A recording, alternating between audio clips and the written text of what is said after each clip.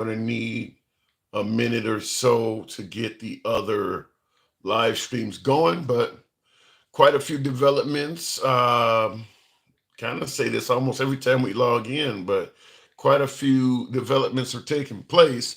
I got one that just happened, and I think it's going to it might be a shocker to some, and it may not be of any surprise to others. But we're going to talk about something that just broke, some breaking news. So give me a moment to get my other live streams going here.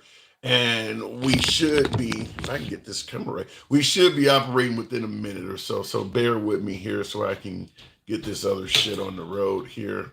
But we're going to be talking about life in Trump's America. This is indeed Trump country USA, whether you like it or not. You know, as a lot of Trump supporters say, like it or not, he is your president, and there's validity to that. I mean, whether you voted for the man or not, he is your president. That's you're hearing that from a lot of MAGA. Oddly enough, when it happened the other way around, they didn't want to hear that shit. That like it or not, Biden's your president. But it is what it is. Out with the old, in with the new, and Trump is the current commander in chief. But I do want to present something to you that I think is an outright shocker. Should be shocking. I don't know if it will be totally, because like I said, in Trump's America, anything can happen.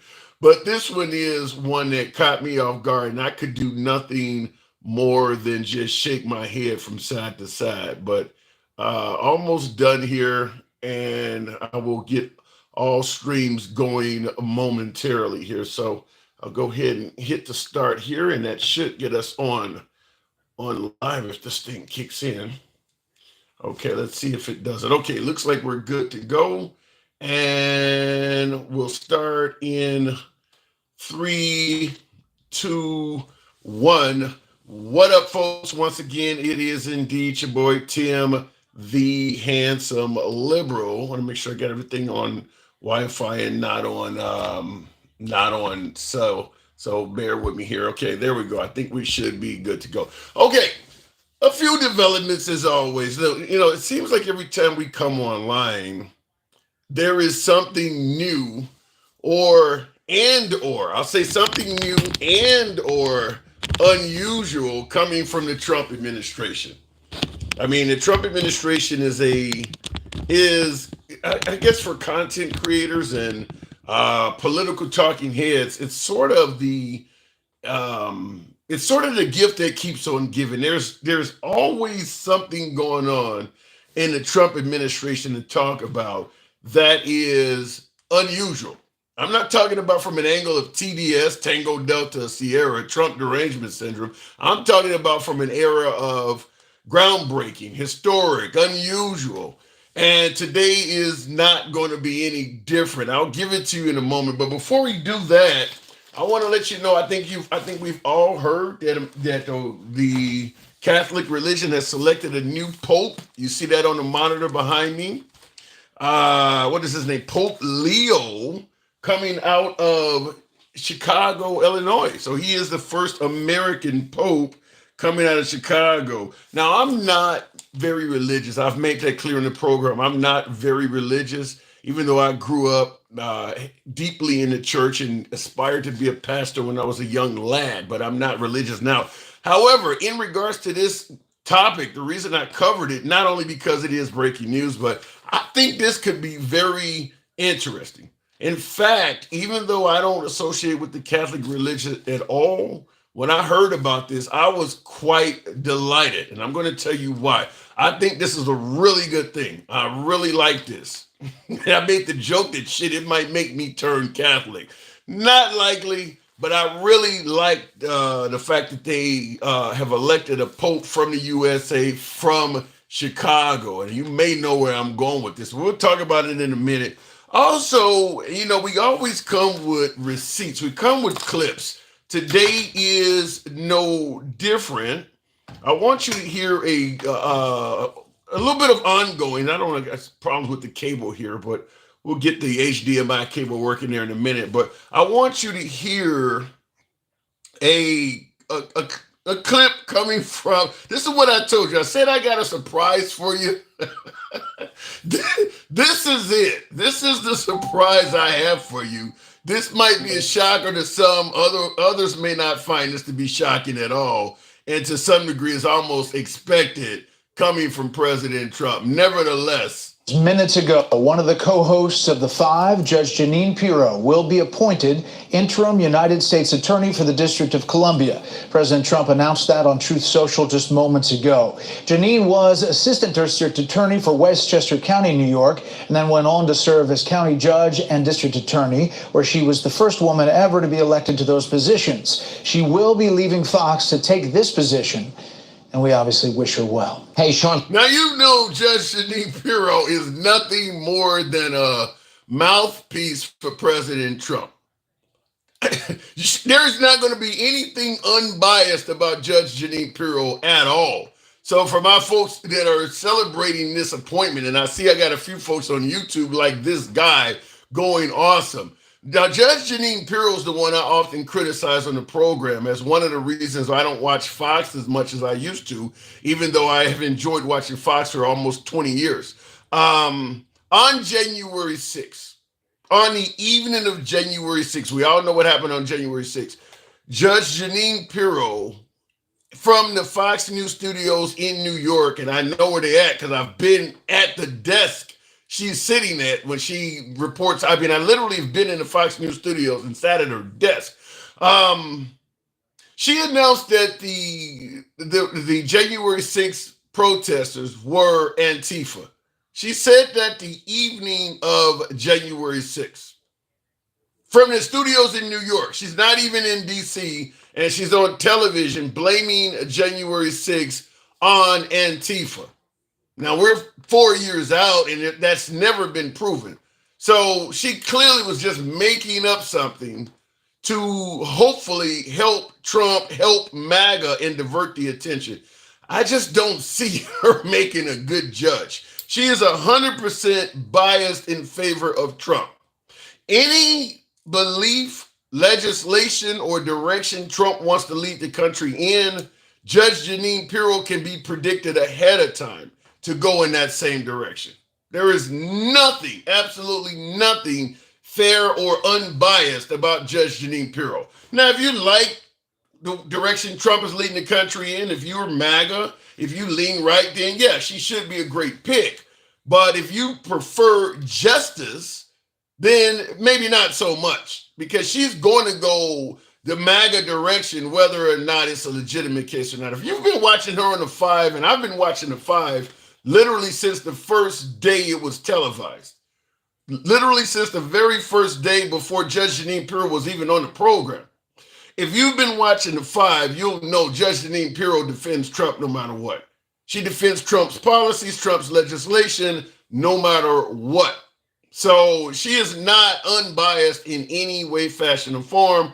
So she essentially would be yet another one to tally up under the category of a yes man, or in this case, a yes woman. But Judge Jeanine Pirro is now part of the Trump administration and no longer on The Five, announced not long ago. But continuing on, I want to, this is something that goes along. We'll talk about Judge Jeanine Pirro, and we'll certainly discuss the Pope, but we have more than a couple subjects today. It's a busy day. Remember under Trump, one of his campaign promises you heard often when criticizing Biden. I'll play the clip and you'll know exactly what I'm talking about. Well, left to right, India says it has targeted 9 sites, quote, hitting terrorist infrastructure. In new video, explosions can be seen and heard in what Pakistan says is 3 areas, saying civilians, including a child, have been killed. We're also getting in this new video of chaotic scenes in a Pakistan hospital. Tensions between the 2 nuclear armed force powers soared after a deadly militant attack on tourists on Indian-administered Kashmir last month. There has been a long-running dispute over Kashmir between India and Pakistan for decades. And tonight, Lester, Pakistan just said it shot down 2 Indian jets. All of it a major test for President Trump, who tonight said, it's a shame, I just hope it ends very quickly. You already know where we're going with this. You already know where we're going with this. Now, this is Pakistan and India, two nuclear powered nations literally bordering each other, taking pot shots at each other. India started out blaming Pakistan for a terrorist attack in its country that killed dozens of folks.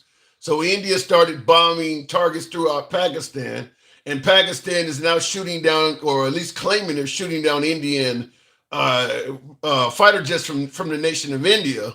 And they're literally going back and forth. Remember under Trump, the biggest criticism towards Biden, you already know where I'm going with this. No new wars under the Trump administration. Do you see that now?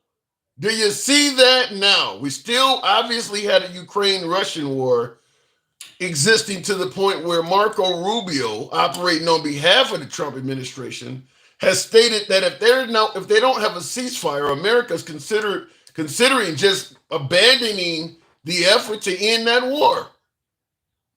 Obviously, the war in Gaza and the war between the Israelis and the Palestinians is showing zero signs of ending. In fact, the Israelis are now starting to suggest they plan to claim most of Gaza for themselves and evict the Palestinians out of the territory, demanding other neighboring countries take them in as refugees.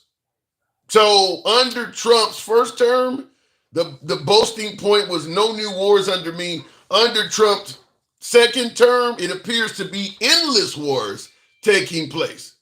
He hasn't gained any ground on ending any of the wars that were taking place when he got reelected.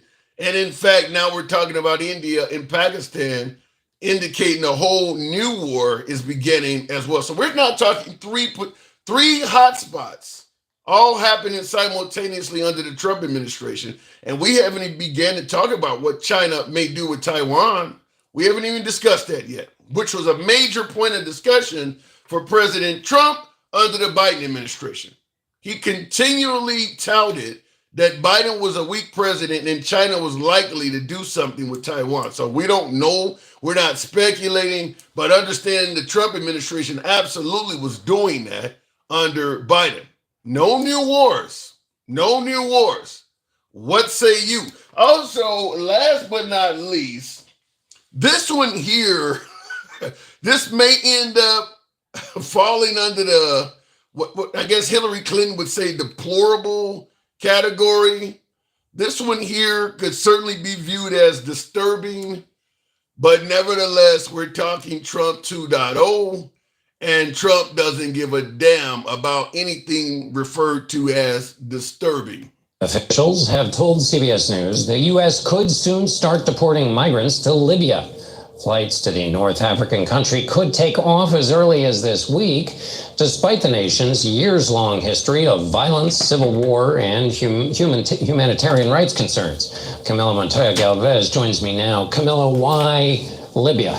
Well, the main objective here, John, is deterrence. The Trump administration wants to send a strong message to the world, really, that if you come to the U.S. illegally or stay here unlawfully, not only can you face deportation to your home country, but you could also be sent across the Atlantic to a troubled African country like Libya. And they are talking to several countries in the African continent as we speak to try to forge third country deportation agreements to send migrants who are not those country citizens to those nations. And this would be a striking proposition. Not only does Libya have a level 4 travel warning from the State Department, which says Americans should not go there because of crime, terrorism, and armed conflict, but this country has gained infamy for mistreating migrants who are trying to cross the Mediterranean and get to places like Italy and Europe. And the U.S. government says that the conditions in these immigration detention centers there are brutal and harsh. Why not just kill them? I mean, I know it sounds awful for me to say this, but why not just kill them? Why not just have a posted sign on the Rio Grande, enter America, the punishment could be death? Why not just kill them? I mean, it almost sounds as though Trump is sitting around with members of the administration trying to figure out what is the worst we can do to these people to get the message out. Why not? Why not just give them cross amputations or something of that nature? Because that is kind of what they do in some African countries as punishment. They give you what is referred to as a cross amputation, whereas chop off your right leg and your left arm, or your left leg and your right arm, to make it harder for you to navigate throughout life. It's called a cross amputation. Why not just do that? Why not just kill them? We literally would have to become the worst nation, certainly in the free world, but now we may be talking about on earth, to enter illegally. Entering America illegally is likely to lead to you being treated worse than any other first world country on earth. But now we're maybe talking about on the planet in general. He's literally threatening to send you to a country where there's an active civil war and human rights violations on record taking place. I'm surprised he's not threatening to send you to Haiti. I mean, why not send them to Rwanda or to Congo? Why not just kill them? Now, we're going to go to the box shortly, but I want to tie this into the first topic that I mentioned, because I stated, even though I'm not religious, this one made me kind of happy when I heard it today, and we'll certainly start taking comments momentarily. But when I stated that I was quite happy to hear that we have an American Pope, I'm saying it from a simple standpoint, even though I'm not Catholic. We need the leader of the Catholic religion, the leader of a hell of a lot of Christians, the leader of evangelicals, a perceived leader of them, to maybe have a conversation with them about their politics. Because if you believe in Jesus, there's no way in hell you think America is following anything that he would have taught you to do. Is there anyone that believes that Jesus would be favorable to the actions of the United States right now? Is there anybody that believes that? Anyhow, you've got your comment, you got your topics. As always, you know how the program is ran. Despite what language you may hear, we are MAGA friendly. We always are, always have been. We always believe in the protection of free speech. We don't block, ban, or censor anyone for their commentary. So understand when you come on, whether you're in the comment section or you're in the box, you can be critical of anyone on this program, including the host. That's how free speech works. We go left of Bernie Sanders to I'm having dinner with Q. Everyone gets to speak. By the way, if you enjoy civilized dialogue from all sides of the aisle, I'm going to ask that you go ahead and follow the program if you're watching on TikTok or Instagram at this point. And if you're on YouTube, give your boy a subscription. That's how we operate here. Okay, so looking in the comments, absolutely not says, yeah, I don't. If you're evangelical and you supported the Trump administration, probably because one of the biggest issues is the right is talking about putting religion back in the country, back in schools, back in American life. And of course, they are pro-life in terms of the pro-life, pro-choice debate. But outside of that, all this other stuff seems about as anti-Christian as you can get. So if you got an American Pope from a sanctuary city like Chicago, my only response is this. Go to America, sit down and talk to your people. Because what they're doing is not very Catholic-like. What they're doing is not, go to America where you are from and sit down and talk to your people. Because they are embarrassing you guys on the world stage. On the world stage, Trump got elected because a hell of a lot of Catholics, a hell of a lot of Christians, even among the Hispanic community, voted him in there. Go back to your home country and talk to your people. Let me go to the box. I love the black Jesus. Okay, I see that in the comments. Somebody said that. All right, so starting out the program, we'll go to one of my subscribers. Jeremy, good evening, Jeremy. What is the Vatican's immigration policy? Well, first of all, I'm going to be sure that the Vatican is not a fan of sending people to a war zone. I don't know what the Vatican's immigration policy is, but I know Pope Francis, before Trump, was critical of both Trump and Harris in that area. Jeremy, good evening. Hello, how are you? I don't even know, man. You Judge Jeanine Pirro, really? Yeah, well, hey, you know what? I don't see much of a problem with it. Every president puts into office people that they think will agree with them. Okay, I mean, you think Ruth Bader Ginsburg was put in there because of her impartiality? Yeah, but she's an election denier. She tried to blame January 6th on Antifa. I mean, she's not just on his side; she's making up lies. A lot of people would disagree about whether or not that election was stolen. I mean, come on. And Antifa. I don't know. That is well, I do find it a little far fetched, and I don't agree with it. A little. I can see why. No. Let me explain. Communists are lying pieces of shit. Okay, they really are. And Antifa was always a communist rag that regularly committed acts of heinous violence on the American people. They are responsible for burning down a courthouse. That ain't what she said. She said, and by the way, you said communists are lying pieces of shit. You think capitalists are honest? They're better by a lot.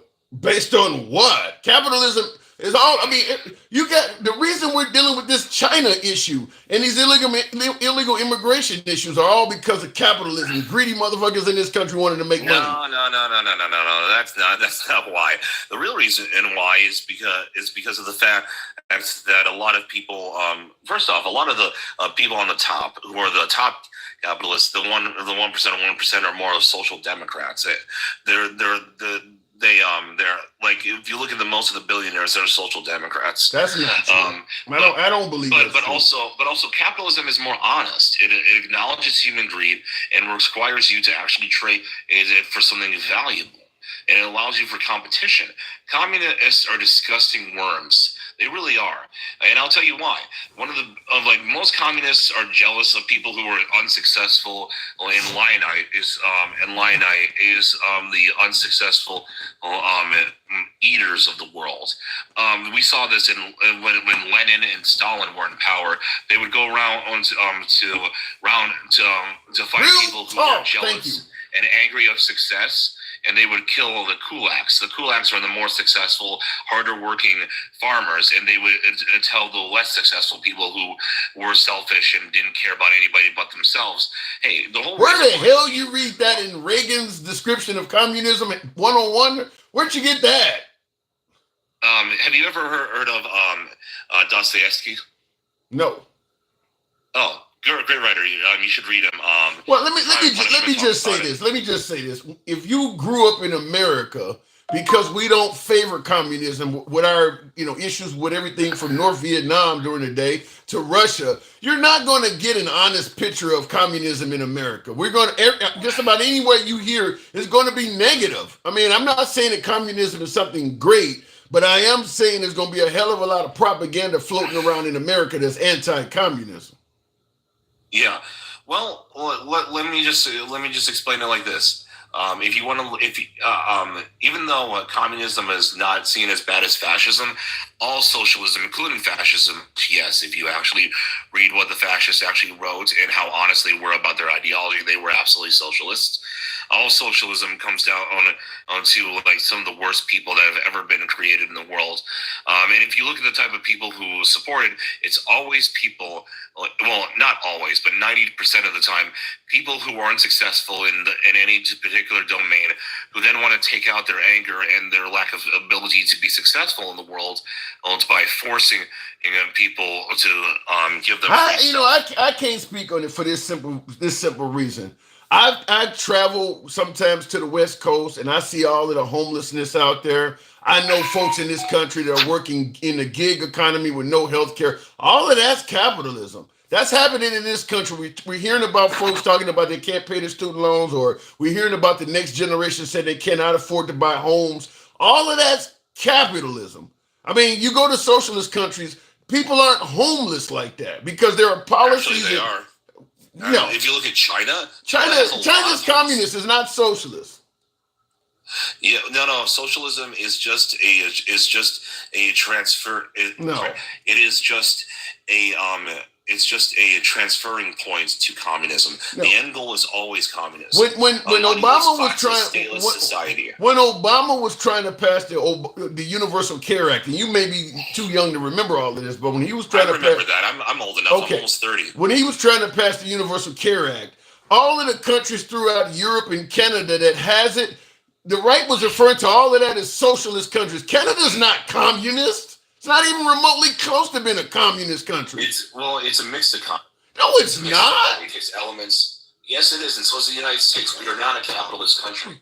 You want to know who is much more free and economically than us? Singapore. You think that Canada is part communist? We are too. We're a little bit like that, but we're predominantly capitalist. We are a mixed economy. What is Canada? What is Canada to you? They are a socialist country. Right. They're not communist, but they're socialist. Right. Socialism is a transferring point. I don't agree with it. If you're in Canada, you can open up your own business. Most of the things you can do in America, you can do in Canada. How is Canada socialist and America's capitalist? Tell me what's the difference. What's the big difference other than if you fall flat on your ass in Canada, there are more programs to help you out than there are in America. What else is the difference? Ooh, I don't know if you really want to say that there are more programs because those programs don't particularly work particularly well. Have you ever heard of MAID? No. Oh, it is medical assisted dying. It's where Canada has legalized the right to be medically assisted in suicide. Okay.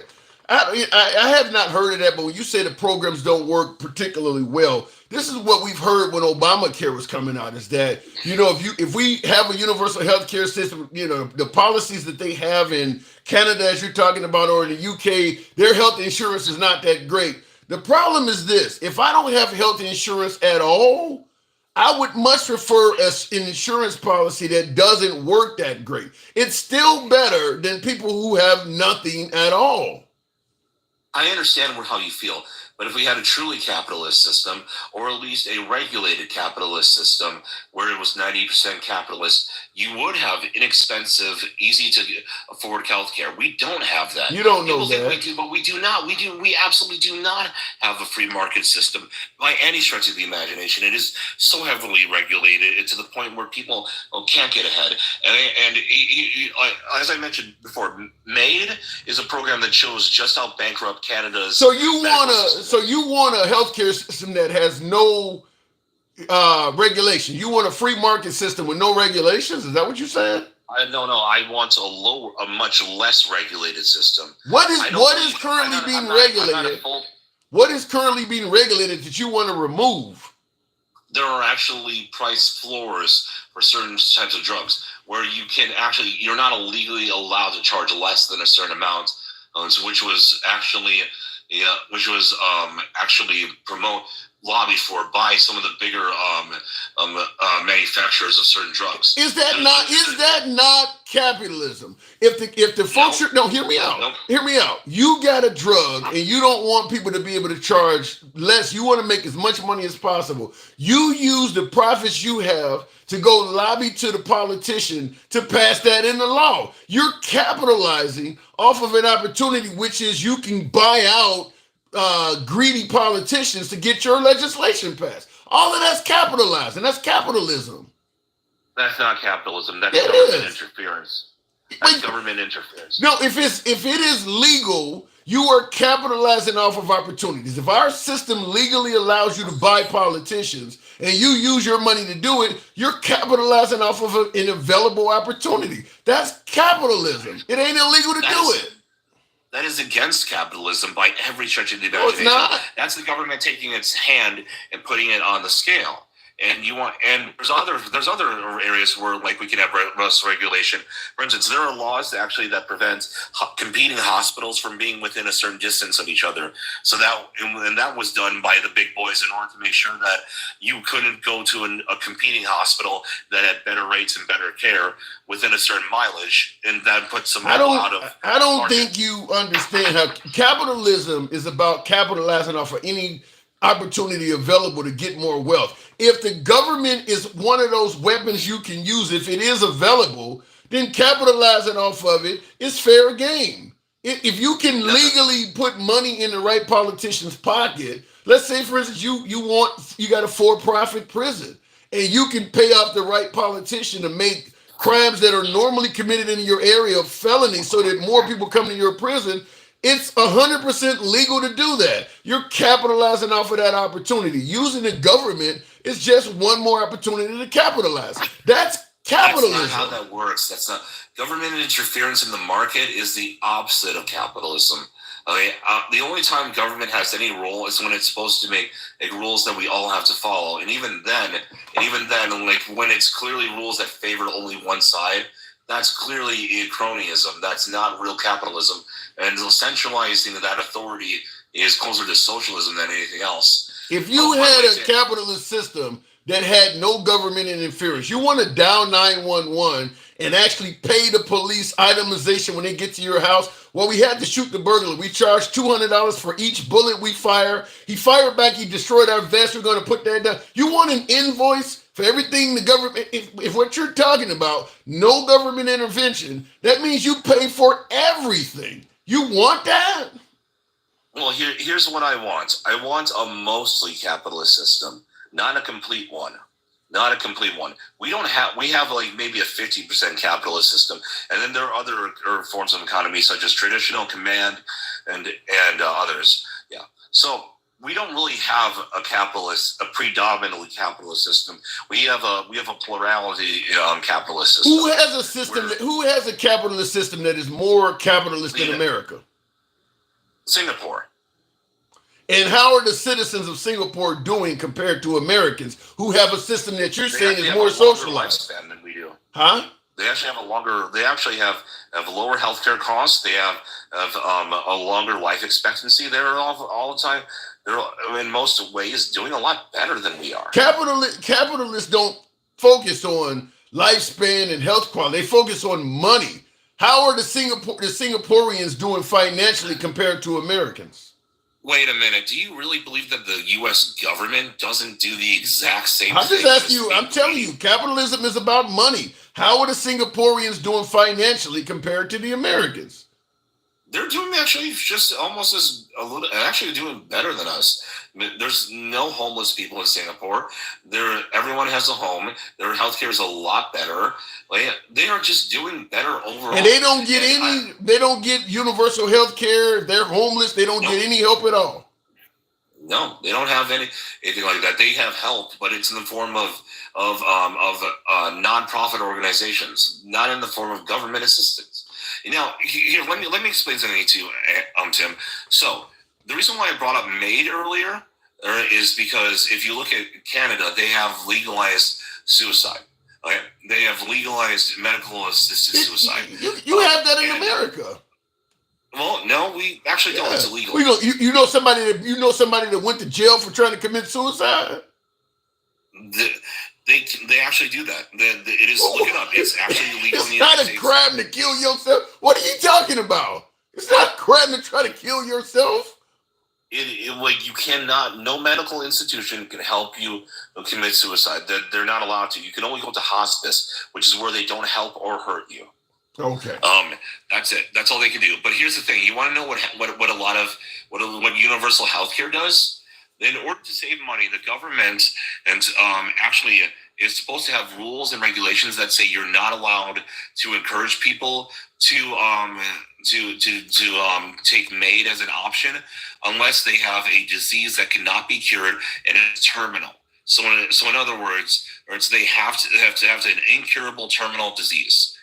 There are plenty of reports that are coming out of Canada showing that these people actually have been encouraged by doctors when they have something as small as like cerebral palsy or something else, like an ear infection. I hear what you're saying. It may be true, but then again, that may be some conspiracy shit. But I'll just tell you this. There's a hell of a lot of Americans that have needed life-saving medicine, and they've had their health care and providers not give it to them as well. I don't see how that's any different. That's essentially killing you just the same. They just don't call it killing you. But if your doctor is telling your healthcare provider this person needs this life-saving medicine that they can't afford to pay themselves and the insurance denies the claim, that's kind of the same thing.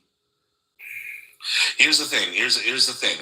that wouldn't happen nearly as often if we had a much more free system, if we deregulated a lot. Not completely. I don't believe in complete capitalism, but I believe in lowly regulated capitalism. Okay? We have too many laws that make it hard for other competing healthcare companies to come around and offer better care. Like even in my state of Wisconsin, we had like some kind of a law that would actually make it harder for companies from other states to come in and compete with our companies in this states, making it be less competition and less likely to have lower prices and better care. Yeah, a lot of that speculation. I do got to move it on, but I will tell you this: while you were talking, I just went on Google and just simply typed in, "Does Singapore have entitlements?" I found what employee benefits are mandatory in Singapore. In Singapore, the following are mandatory: that employers must provide health and health insurance provided for the Central Provident Fund, retirement pension also under the Central Provident Fund. So pensions are mandatory in Singapore. So maybe that's why they're doing much better. If you got a job, your employer can't fuck you around like they can in a capitalist country. I got to move it on, though. All right, have a good night, Tim. You too. Thank you, Jeremy. Moving on with the program, I do want to respond to a couple super chats. I've been so caught up in my Knicks beating up. Are the Knicks winning again? Damn, they about to wipe out Boston. I've been so caught up in my Knicks beating up on Boston. I almost forgot about politics. Who would have thought the New York Knicks can beat Boston? Yeah, I wish I had bet some money on that. I mean, I got to assume that would have been a good payout because that's really an upset if New York takes out Boston. Anyway, Trump ain't shit, says Will G. Says offering $1,000 of self-deport in a catch-22 sounds like to catch a predator plot. Yeah, real quick, what he's talking about, I did a video on this, is that, we'll get back to the show, and by the way, tap the screen, folks. Get me on up to 20,000. We'll take the next caller. Kristi Noem, the governor of South Dakota, that's part of the Trump administration. She's Homeland Security, Secretary of Homeland Security. They're offering undocumented residents, illegal immigrants, $1,000 to self-deport. And they're saying that once Customs and Border Patrol have confirmed that the illegal immigrant has been, essentially got off the plane or, got off the bus or however they go home, once they confirm that that person is back in their country of origin, they will give them the $1,000 for self-deporting. I just had to ask, when you talk about the Trump administration, deporting people without due process to prisons, they know ahead of time that when they send you to this country, you're going to prison. You just heard me play the clip. They're now talking about sending folks to a country that literally is damn near dealing with a civil war. They're talking about sending people to Libya. This administration we're talking about, do you believe that if you self-deport, you can rely on that administration to give you $1,000 once you're out of the country already? What are you going to do? You're going to sue him from the Honduras? I mean, if he doesn't pay you, what are you going to take him to court? You going to file a case against him for middle of Nicaragua somewhere? I mean, so the idea that if you self-deport, he's going to give you $1,000 at the end of your journey, if you buy into that, you're a dumbass. Now, listen, if you're tired of being on the run and you're afraid that, ICE is going to break into your mama's house and come get you or something, you just want to lead get away from the drama. I can understand that. But if you buy into the notion that they're going to give you $1,000 once you're back in your home country, you're a dumbass. It's just not going to happen. There is zero recourse. If he is defying the Supreme Court when they're telling him to facilitate the return of immigrants, he's not even listening to the Supreme Court. You think he's going to honor that $1,000 he promised you? You got Americans in this country right now that are suing the Trump administration, suing the government for being wrongfully terminated from their federal jobs and things like that. And he's not even paying them. You think he's going to pay your ass from Colombia? Really? Can't believe people would think that. Anyway, looking in the comments, though, I think we should pay MAGA to get the fuck out. Donation. Jojo, wow. You want to pay MAGA to get rid of them. Anyway, I'm going to go back to the box. And just really quick for some of you folks that did not hear what I thought was borderline hilarious, but also somewhat shocking. Just minutes ago, one of the co-hosts of The Five, Judge Jeanine Pirro, will be appointed interim United States Attorney for the District of Columbia. President Trump announced that on Truth Social just moments ago. Jeanine was Assistant District Attorney for Westchester County, New York, and then went on to serve as County Judge and District Attorney, where she was the first woman ever to be elected to those positions. She will be leaving Fox to take this position. Now, she's one of the players on The Five. She's on the so she now is part of the Trump administration. Now, there were rumors early on when Trump was trying to replace, I think, Amy Coney Barrett. There were some rumors that he was considering putting her on the Supreme Court. So understand, Judge Jeanine Pirro, who is nothing more than a Trump megaphone. I mean, she literally falls into the category of a yes woman. I've been watching The Five since she's had other shows, but I've been watching The Five since it started. And I don't think I've heard her ever criticize Trump on anything. So with her as a judge or any type of position of power, just before you even think about what she'll do, just ask yourself, what would Trump's opinion be on this? Because that's going to be hers. She's not going to go against Trump on anything, She literally is like another megaphone for Trump. So if you like it, you got it. If you question it, if you believe a judge should be unbiased, this ain't that person. This is not that person.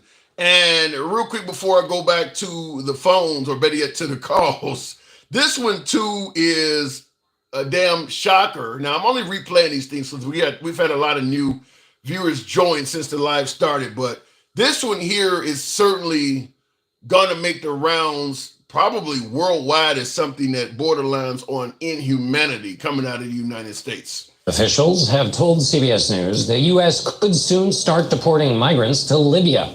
Flights to the North African country could take off as early as this week, despite the nation's years-long history of violence, civil war, and humanitarian rights concerns. Camila Montoya Galvez joins me now. Camila, why Libya?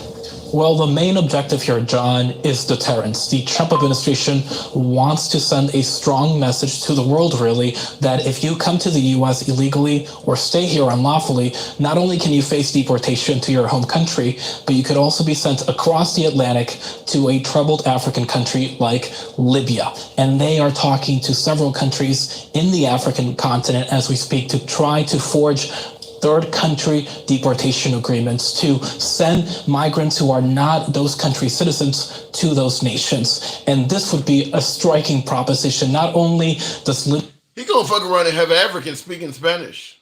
I mean, that's what's going to. I mean, obviously the Libyans are being paid just like the El Salvadorians were being paid $20,000 per inmate to El Salvador. He'd probably be paying about $200 to the Libyans.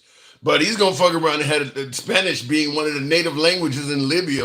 I mean, this is how you fuck up God's plan. I hate to say it that way. But, I always say that, the way the deity, the way our creator designed this planet, people were supposed to be in certain areas. I used to make this joke when I was in Australia. This is why you guys get skin cancer all the damn time, because you ain't supposed to be down here. I mean, the planet was designed for melanated people to be in warm areas and folks with less melanin to be in cooler areas. We were designed that way. And people going all around the planet conquering shit and mixing and matching and fucking up the animal and the ecology of the planet and things like that. He's going to have people in Libya speaking Spanish. I mean, this could literally, if he sends enough people there, it could literally change you talk about poison in the blood of a country. I mean, it could literally change the dynamics of that area over there. I mean, nobody in Libya, I'm going to assume no one in Libya speaks Spanish. I mean, just literally changing the dynamics of that country altogether. And he's here he is talking about poison in the blood of this country, and he's going to do something like that. Anyway, going back to the box, they try to send Vietnam and Laos and Philippines to Libya.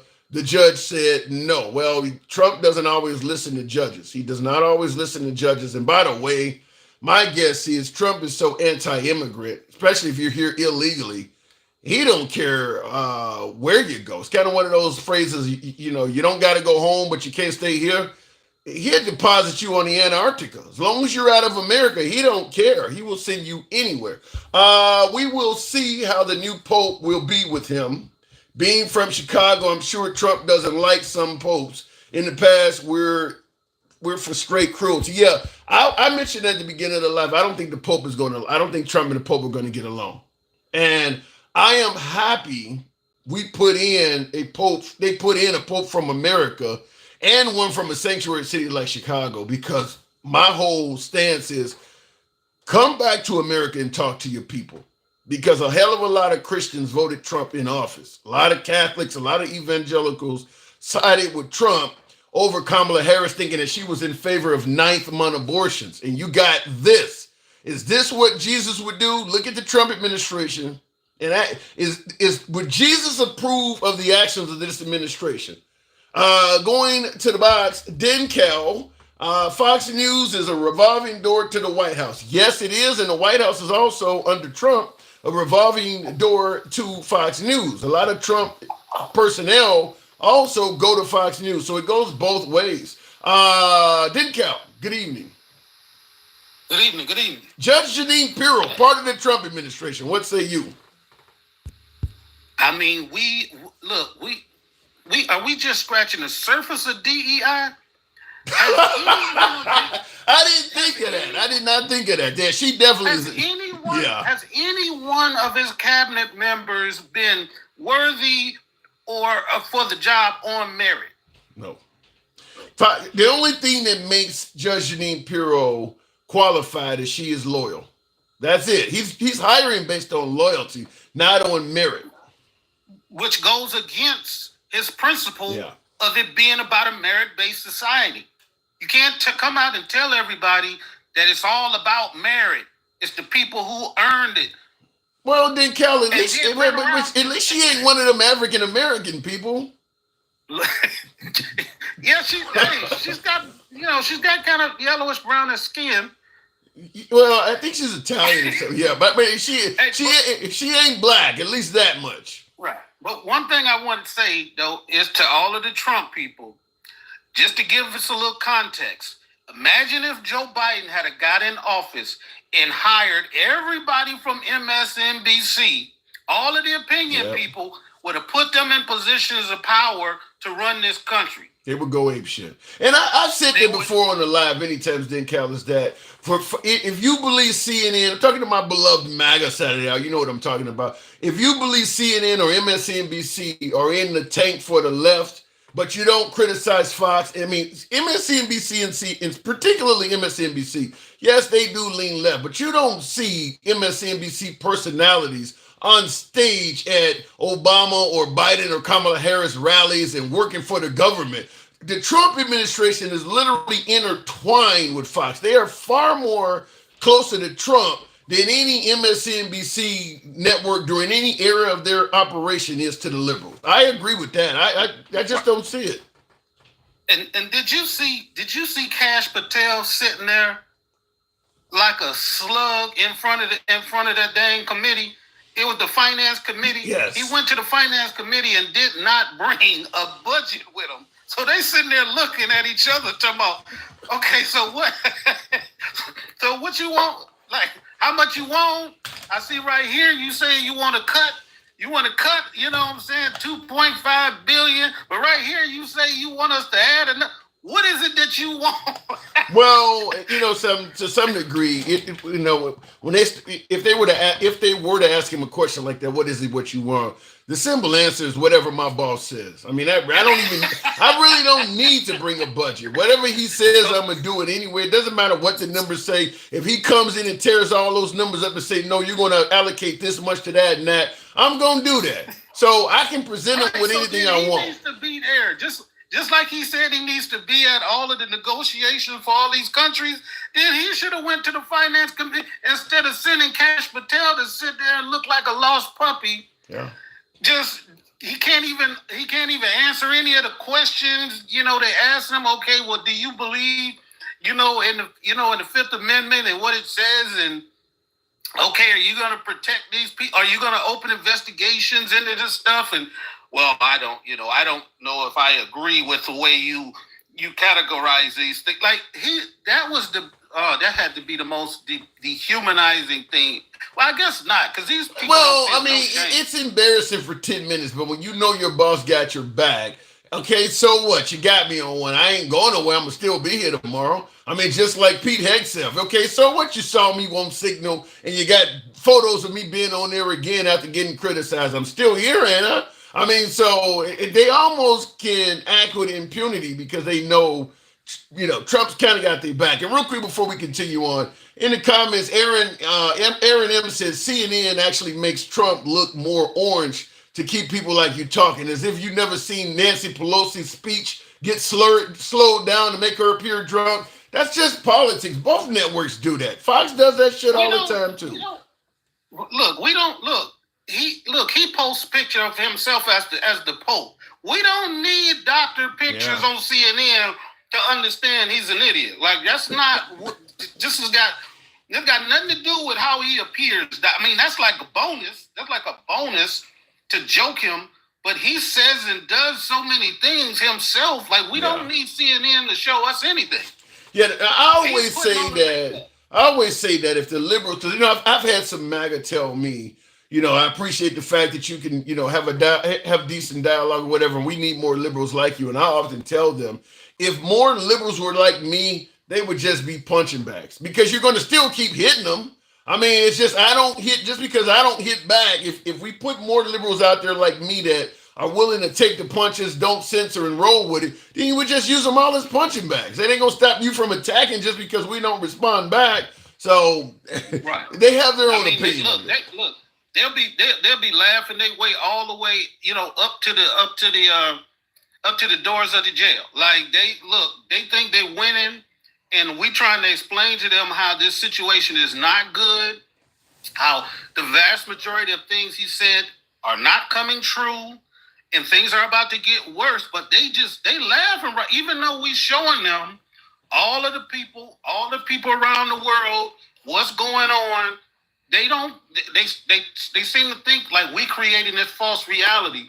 But like I said, we're not going to be able to say nothing to them until we see the whites of their eyes. Until they get the thing about it is, you're not going to convince MAGA of anything because they think you're out. You just want to destroy them anyway. I mean, as long as Trump is saying don't listen to them, they're not going to listen to you. Okay, if Trump promises to do something tomorrow and it doesn't happen tomorrow, but he says just hold on, the liberals stopped it, or it's because of Biden and it's going to happen, just hang in there. They're going to hang in there. So that's why I don't think throughout Trump's administration you're going to get a lot of disappointed MAGA, because I do believe that they favor Trump enough that they're willing to hold on.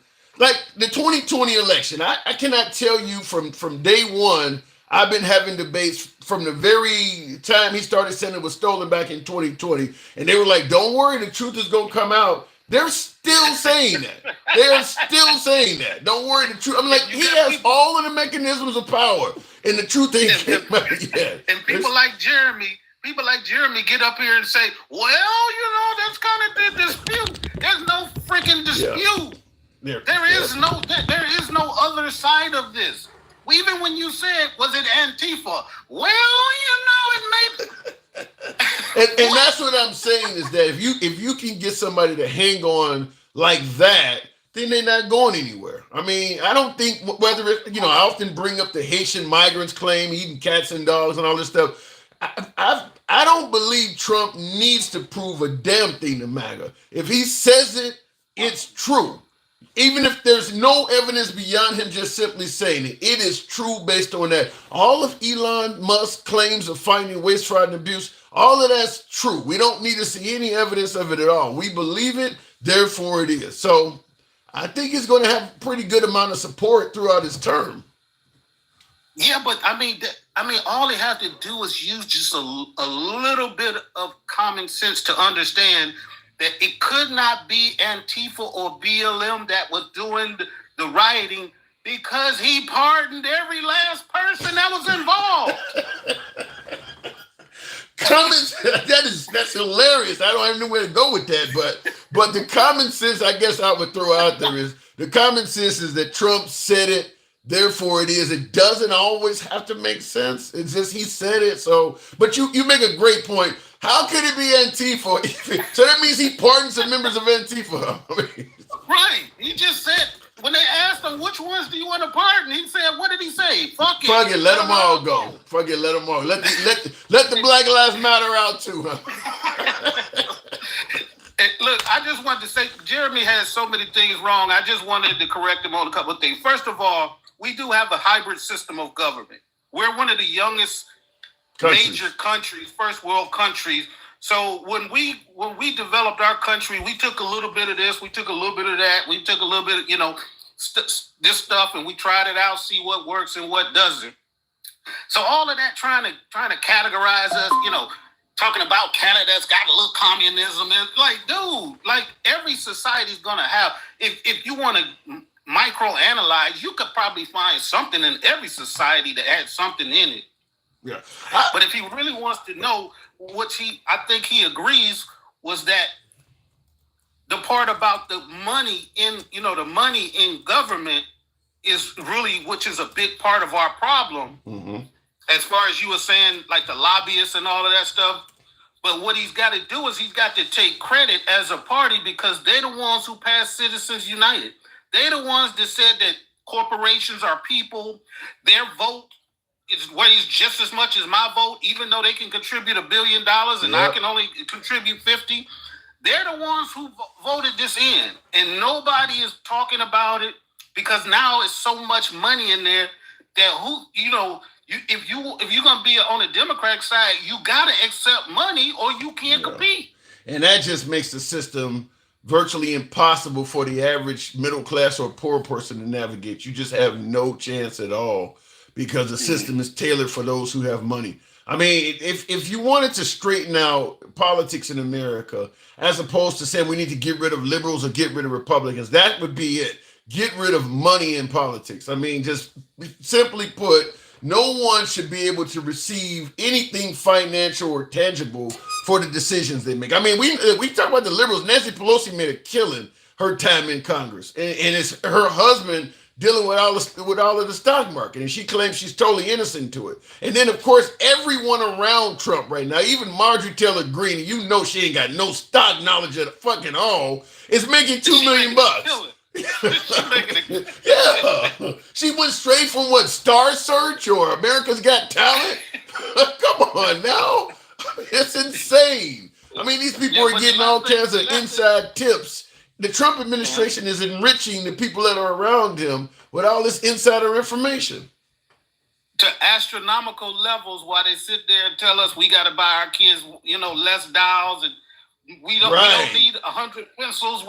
Our kids only need 5 pencils. So, like you said, a man sitting on a golden toilet is trying to tell the people who he says he's helping that you guys got to go through some stuff. I'm going to go over here to this $1 billion fundraiser I'm having while I'm the president, getting people to give me donations through my crypto stuff, while you guys are suffering.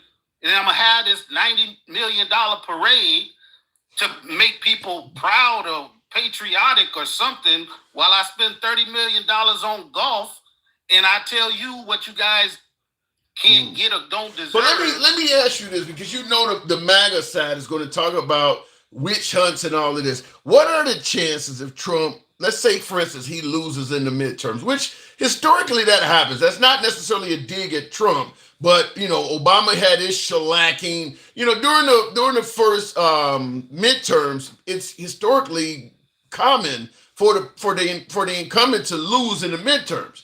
And in Trump's case, because he's so controversial, it's probably even more likely. But I'm going to ask right off the bat, what do you think are the chances that he might be dealing with a third impeachment? They're going to have to, because he's done so much shit. Like, they couldn't just come in and say, well, we're going to start with a clean slate and don't do nothing now.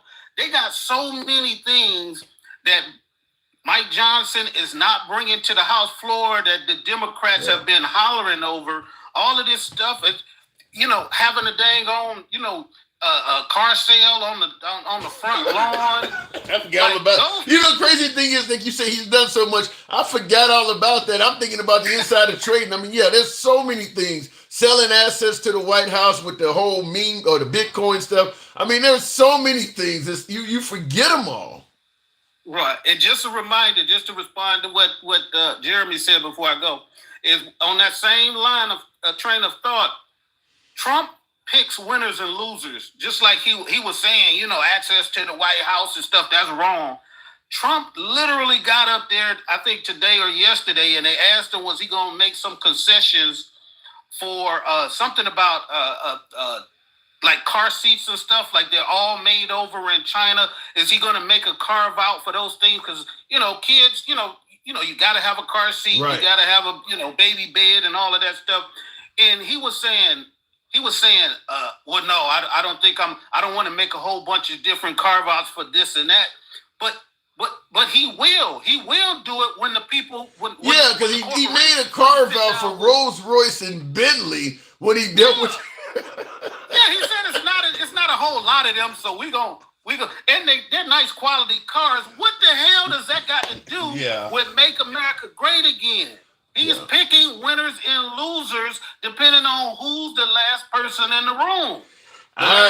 It ain't me, then Cal, but I gotta say it's a good fucking time to be rich. I gotta move it on, but he's the best president there has ever been for the wealthy class. You cannot beat this guy with a stick. He's a great guy for the wealthy. Look, it's to be determined. The whole story hasn't been told. We writing the book, but there are many chapters to be. Well, I'm going to tell you that I think if he serves his full 4 years, the gap between wealthy and poor in this country is probably going to be the biggest growth during a presidential term, probably in American history. The disparity between where the poor are positioned and where the wealthy are going to get significantly wealthier. And because he's firing and getting rid of entitlements and things for the poor, they're going to get poorer. I mean, there's just no way around it. Yeah, especially if he gets this, if he gets this big tax break bill passed. Yes, I would agree. All right, appreciate it, man. Thank you. All right, thank you. All right, and that's not good news, by the way.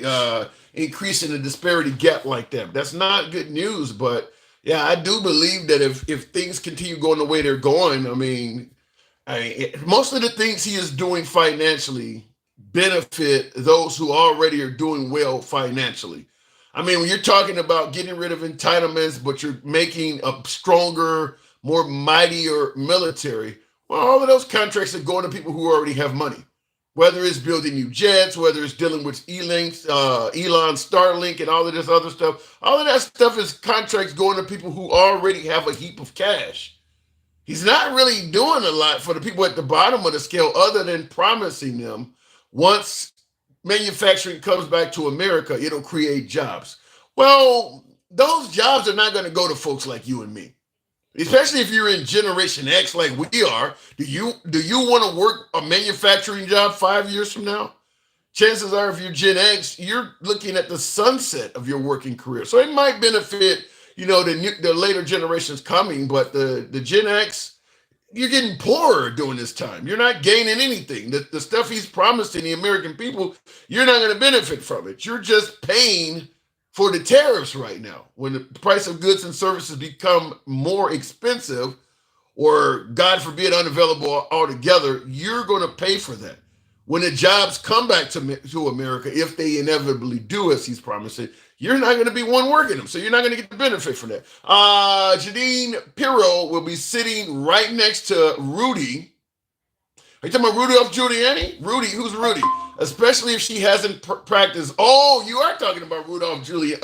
You're saying Jeanine Pirro will be sitting right next to Giuliani, especially if she has not practiced law in a while, on top of being dragged on Trump's orders. Well, keep in mind, Trump still has the power of the pardon.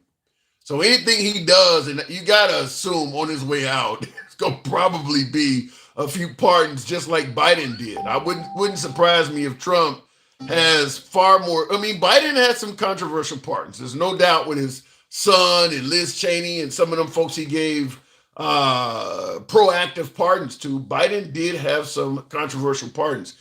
Trump's going to have more. Trump's going to have more. But I want you to, in addition to Judge Jeanine Pirro, before I go to the next caller, tap the screen, by the way. Get the likes on up to 35,000. Let your thumbs not be lazy. Helps out the algorithm. Brings in more manga. Tap the screen. Get the likes on up. A good minute of tapping should make that happen, if you will. If you enjoy civilized dialogue from all sides of the aisle, without any concern of the host trying to dictate who you should speak or how you should speak or what you should think, you're in the right place. I'm going to ask that you follow the program if you're watching on Instagram or TikTok, a subscription on YouTube, if you will.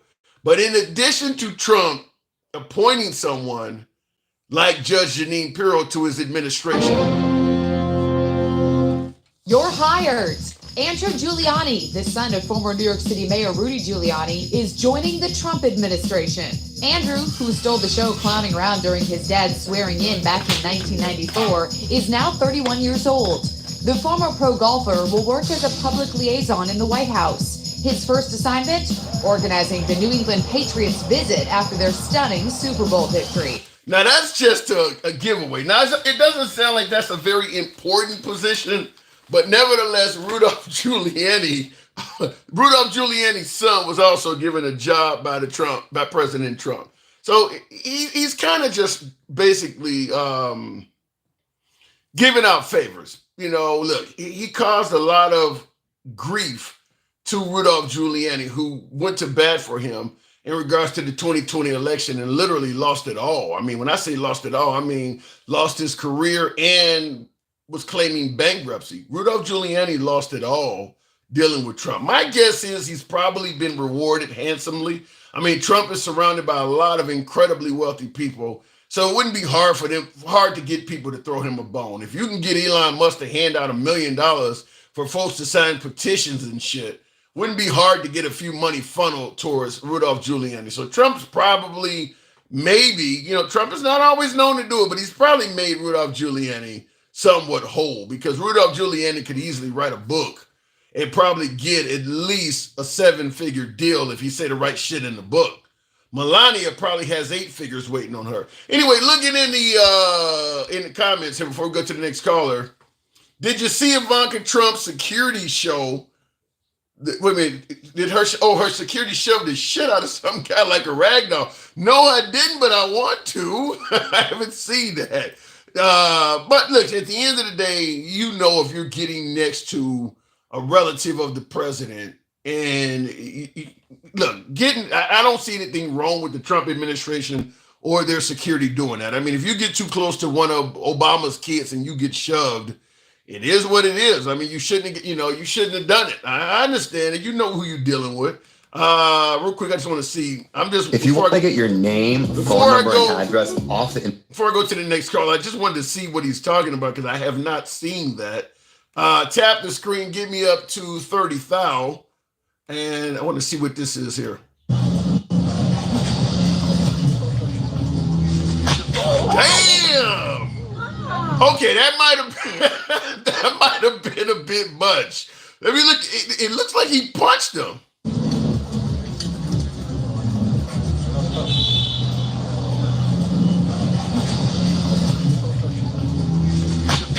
No, he shoved him. He shoved him, but damn, he shoved the shit out of that dude. My God, I mean, he shoved dude went flying. He shoved him so hard. I just want to see it one more time because I want to see if it was justified. Was he really encroaching on them that much? 30,000.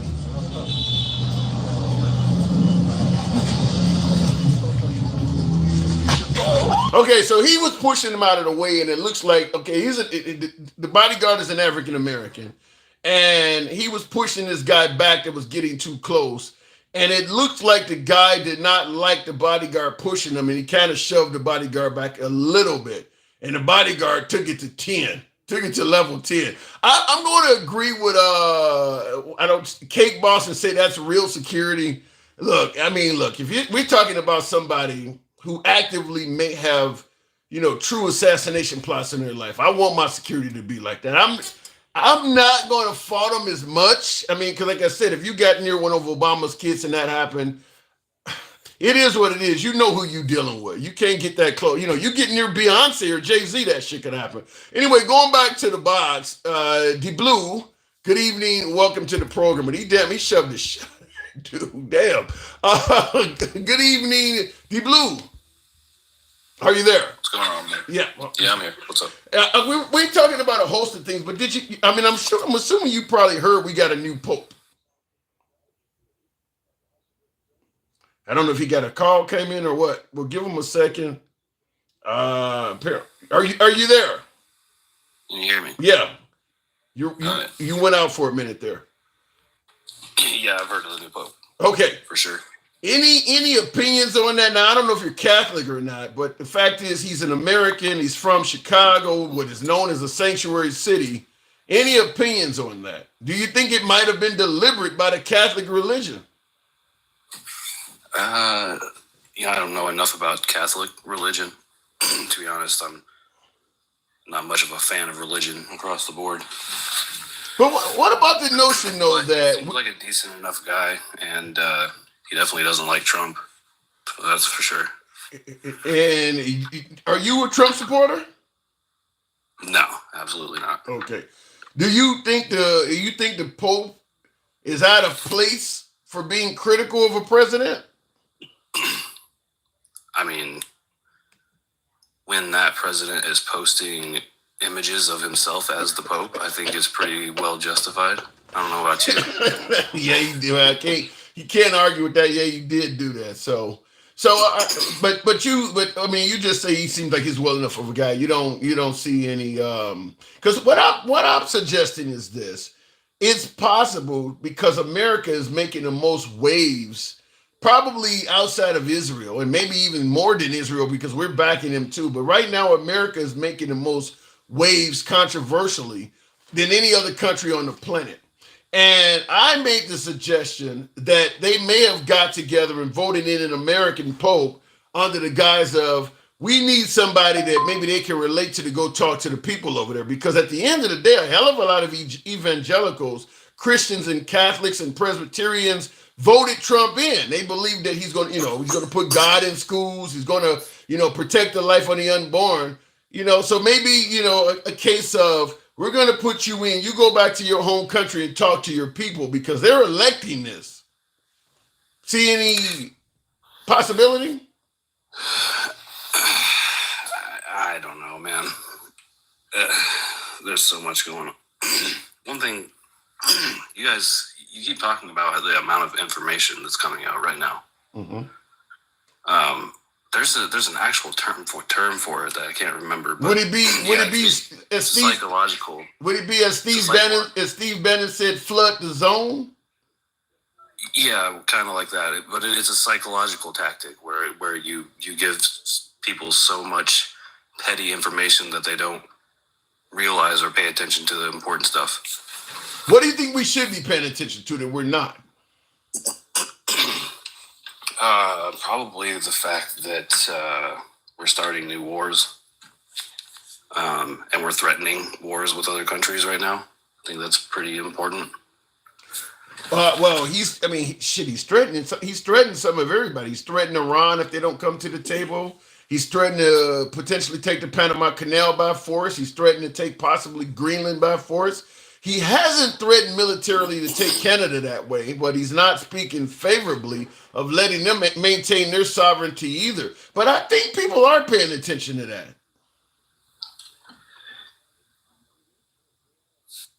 Yeah. What was that caller's name? Jeremy? Yeah. First caller, yeah. Is that dude autistic?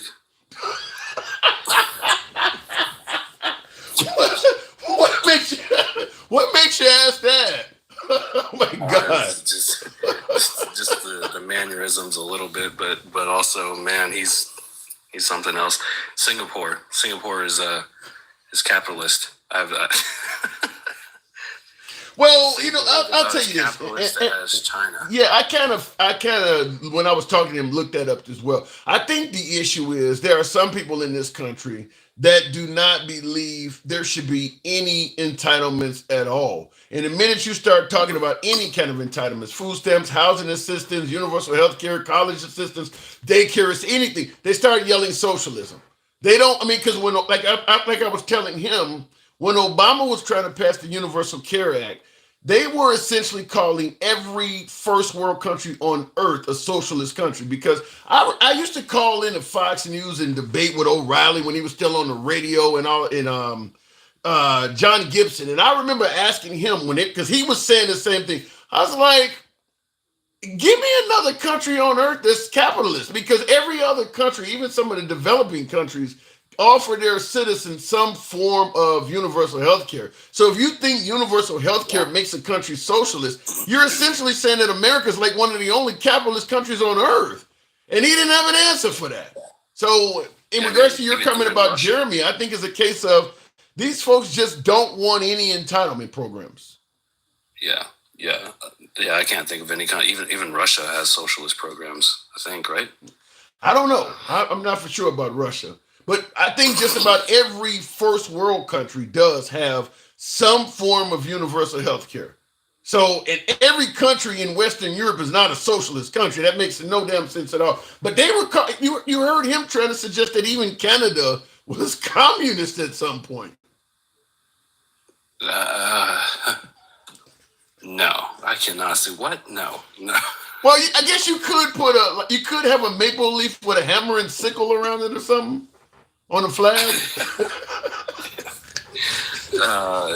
Yeah, that's a wild one for sure. Yeah, I think it is a matter though that they don't want any. Singapore is mostly socialist as well as China, like heavily socialist. So I don't know where he's getting capitalism from when it comes to those countries. Well, socialists and communists. Really, to be honest with you.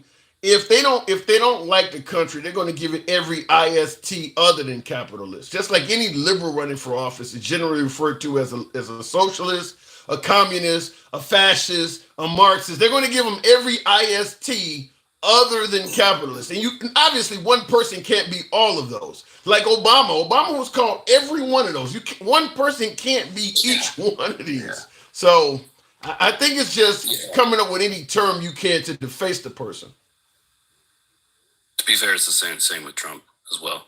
People call him everything under the sun. It just depends on. I've never heard anybody call him a communist. No, not a communist or a socialist. I'm just saying. I've never heard anybody. Yeah, I've never heard anybody call Trump a communist or a socialist. I've never heard of either one of those used under Trump.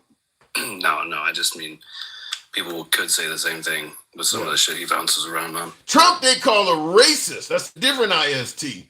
Or a sexist. They call those are the ISTs they call Trump. I don't think I've ever heard anybody call him a socialist or a communist, but they do call him a racist or a sexist. They do call him those, but that's fascist. A little different. Yeah, fascist. I've heard that too. Marxist? No, I don't know about Marxists. I don't think I've ever heard them call him a Marxist. But the liberals, they call them all of those. They call liberals all of those groups. Yeah. Did you ever watch that movie? No. You talking about the one you talked about yesterday? Yeah. No, I haven't had a chance to watch it yet. You gotta let me know when you watch it. I'm telling you, it's gonna shock you. So, go ahead. You were talking about cabinet picks. There was even a scene where the current president's cabinet. You just have to watch it. I can't even explain it.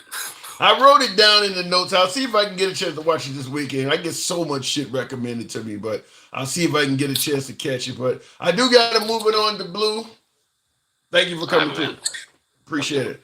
All right, moving on with the program, by the way. 40? Can we do 40? You know how I'm going to keep pushing. I got to get the likes up. It helps out the algorithm. Tap the screen. Saint, what are you saying there, pizza lover? What is the name of the movie? I had to flip the page. What was the name of that movie? He told me that yesterday. I got somebody else who told me to look up Jared Jensen. Type that in the comments for my viewer there wants to know the name of the movie you're just talking about. Capitalism is the problem of the world, but people are scared to talk about it.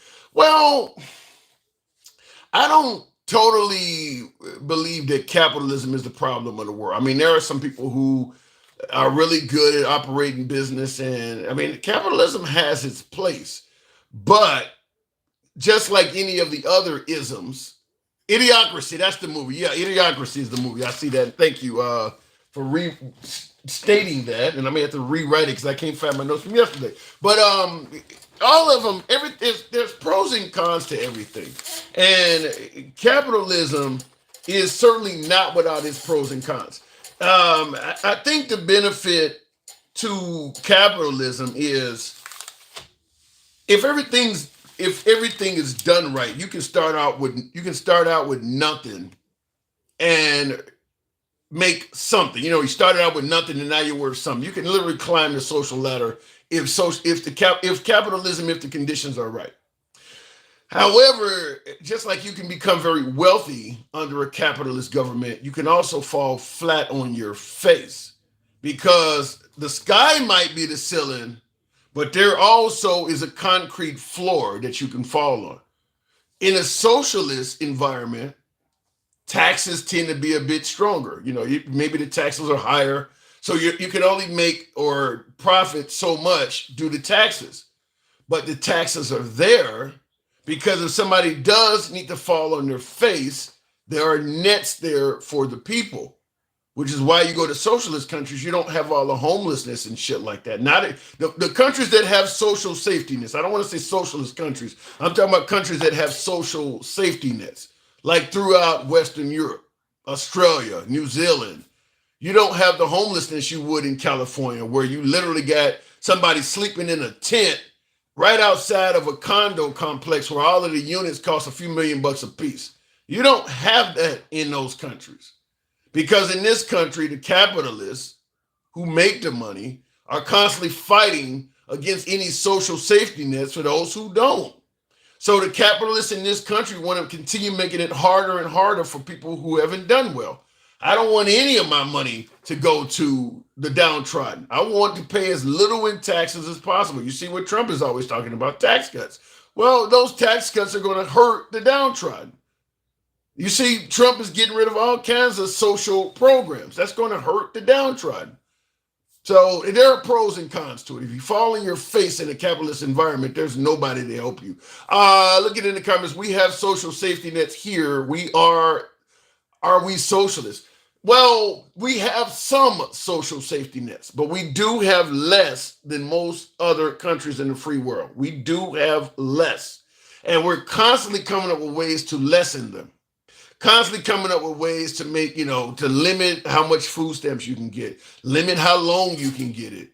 You name the social safety net, and generally it's the right that are against it because the right has the mindset of, as opposed to letting someone defraud the system and receive money that they should not be getting, I would rather cut everybody off than to allow somebody to use the system fraudulently. The liberals, on the other hand, have the mindset of, I would rather make funds available to everybody so that even if somebody fraudulently gets funding, we don't cut it off from people who actually need it. It's kind of that way. One side believes in, we're going to focus on fraud and make the system, free of fraud. And the other side is like, we're going to focus on the poor and try to make the system as helpful to the poor as possible. And they have an opinion that's 180 degrees different of each other. The Singaporean government plays a significant role through strategic control of key industries and investments. America kind of does that to some degree. Let me go back to the box. We'll continue on with, I don't know what I'm looking at there, but we'll go to, as it says, Boost, Brave Creators. Good evening. Welcome to the program. I think I hit that. Oh, Andy. Good evening, Andy. Andy, are you there? Hey. I walk outside, my little robot's noisy, and I can't just make him shut up, unfortunately. You said your what is noisy? I found myself having the opportunity to turn him off the other night, And he was off. My friend goes, now you know what it's like to be a parent. I was like, oh. I thought you said you're a robot. I do. I have a little AI robot. He's smart. He knows that trade wars hurt America. He's smarter than MAGA. Mm-hmm. What is the purpose of this robot? What does it do? I'll show you. He's my little desk friend. I didn't plan to do this, but okay. Real quick though, like I heard y'all talking when I came in the room about that thing with Kash Patel. Mm-hmm. Look, my mind went immediately back to something that Vice President Harris said when she was on the campaign tour. These are not serious people. Well, I think that they have their own agenda, and what you consider serious, they're not. But they're not serious. Like, Christy Nome sat up there and tried to make that little political speech, and the guy's looking at her going, we don't care in here. They sit in the room for that. Do that somewhere else. You know, get with. Are you going to bring back? Are you going to facilitate bringing back Garcia? Are you bringing back Garcia or not? She rambled on. He goes, no, we just want to know if you're obeying the Supreme Court or not. And well, we already kind of know. She didn't do well in there. Yeah, in my opinion, the Trump administration and makes women look bad too. You said what? That deer in the headlights, unprepared, dumbass look on her face. There's a lot of women that love MAGA, Andy. I'll just say this. In my opinion, the Trump administration is like the mafia trying to tell the neighborhood that they're there for their best interest. I mean, they don't care what you think. They're there, they're going to rule, and that is all that's going to happen. They're the boss. I don't know how much they love him. I've never seen more pale people protesting in Alabama in my damn life. Really? See him? Hold on. Hold on. Let me make it. Let me blow you up. Let me blow you up. What is that again? Hey, Emo. Does it move? Emo. Yeah, he can walk. He can walk, sing music. Hold on. Hey, Emo. Emo must be an immigrant. He doesn't understand English. Oh, he does. He's a baby, though. Unfortunately, they make you train him. I got to get a plug. They make you train him like a child, so he learns a little bit at a time. Well, they also gave him a personality, so he's a little asshole. Oh, my goodness. Emo? What the hell? Emo. I think See Emo... how he put his head down to move? Emo? I think Emo needs to go back to the... Why are trade wars bad? Yeah, Emo is worse than... I could ask Alexa more than that. No, I just woke him up. I hadn't given any attention either. Oh, my... Stop stomping your foot at me. Emo. All right. Why are trade wars bad? Yeah, that thing doesn't... Yeah, he ain't minding me today. You can all right, that. We'll move it on, but he don't say... Stop by and I'll show him to you in my life. He'll do all kind of things. He'll play some music, he'll sing, yeah, you need to trade him in for an Alexa or something like that. Well, I wasn't planning on showing him to you. He wasn't warmed up. Like, he requires... He's like a woman. You can't cold crank him. Well, damn. Pizza Lover says he works Think about that. Pizza Lover says he works as good as a liberal. Oh, no. Well, actually, he does. He's smarter than MAGA. He knows why trade wars are bad. He knows what a tariff is. He knows who pays the tariffs. He can tell you why it's bad for a nation. I just need to, warm him up some. Well, JC says you need to change his name to Joe Biden. Honey, look, he's been begging for our attention in the comments. I quit talking to him 20 minutes ago. I have never seen anybody more needy in my damn life. Shit. Oh, my goodness. Okay, so let me... Did you see the new Pope? The Pope came out swinging. That's exactly what I was about to ask you about. That's exactly what I was about to ask you about. What did the Pope say already today? Well, I mean, he came out he's pro-immigrant, reposting the tweets about how Jesus don't divide love. Is there, but really, is there any Pope that's not going to be pro-immigrant? Is there any Pope that's going to think it's okay to deport people to El Salvador, even if they're not from El Salvador? No, but there would be some popes that would be there have been some popes that have been warm to the Republican Party. But you're talking about Republicans like Bush or Reagan. You're not talking about what Trump is doing. Well, Donald Trump, you see the way he stuck out at the funeral? With the light blue suit on? Gaudy suit. Yeah, with the light blue suit. I go back to my first thing I said about what Kamala said. These are not serious people. It's like the clown show at the White House. They're all performative up there. Nobody's really getting anything done that's good. Bunch of fucking disasters everywhere that they knock shit over and make a show of it, but that's it. MAGA says that Trump, I'm getting MAGA on the program, Andy, that say Trump deserves a grade of A+ so far. In destroying the country, I agree. I mean, I just simply asked him, what letter grade would you give Trump so far in his first 100 days? I got a lot of folks saying an A+. Okay, but let's remember that Trump's number one boost in voters were people that had never voted before and were uneducated and hadn't graduated high school. What do you expect from them? Like, you expect them to understand the economy? Well, you expect them to understand tariffs? I talk to the people in Alabama. They don't. They don't have the first clue. Yeah, but Andy, there are things that Trump has done and done well. I mean, it depends on what you're focusing on. I'm waiting. Okay, well, let me hook you up. Look, I don't want him to fail, Tim. Let's get this straight. I don't want him to fail. If that bastard fails, we all fail. True. Ain't no profit in that. I'm a capitalist. Like, let's forget. They call me a Democrat. I'm not that far left because I like money. And for the person asking, we have socialistic programs. We're not a socialism nation. We're a capitalistic nation. And at that, we're an end-stage capitalistic nation. Ain't nobody giving shit away around here. Yeah. And I see in the comments, Will says picking winners depending on your bank account and stock portfolio. That definitely describes the Trump administration. But this is how you know they don't understand corruption. Do you know what a stable coin is and a meme coin and crypto is? Like, do you know the differences? Like, a stable coin is backed by some kind of fiat currency. I don't know the difference. A meme coin's like, they call it the worthless coin. It's just bullshit. It's made up of some meme. It's only worth what people will pay for it. Do you know how much money he has milked off his, ungodly, like he's almost doubled his wealth in a year. Yeah. From milking it off his own supporters. There was some crypto deal. Only 13 people made money, and one of them was Saudi Arabia, and all that money went to Trump. It's real easy for our enemies and all these countries to funnel money to him when they're doing it through crypto. Yeah. So Torres, representative in New York, put up a bill today. Republicans won't pass it.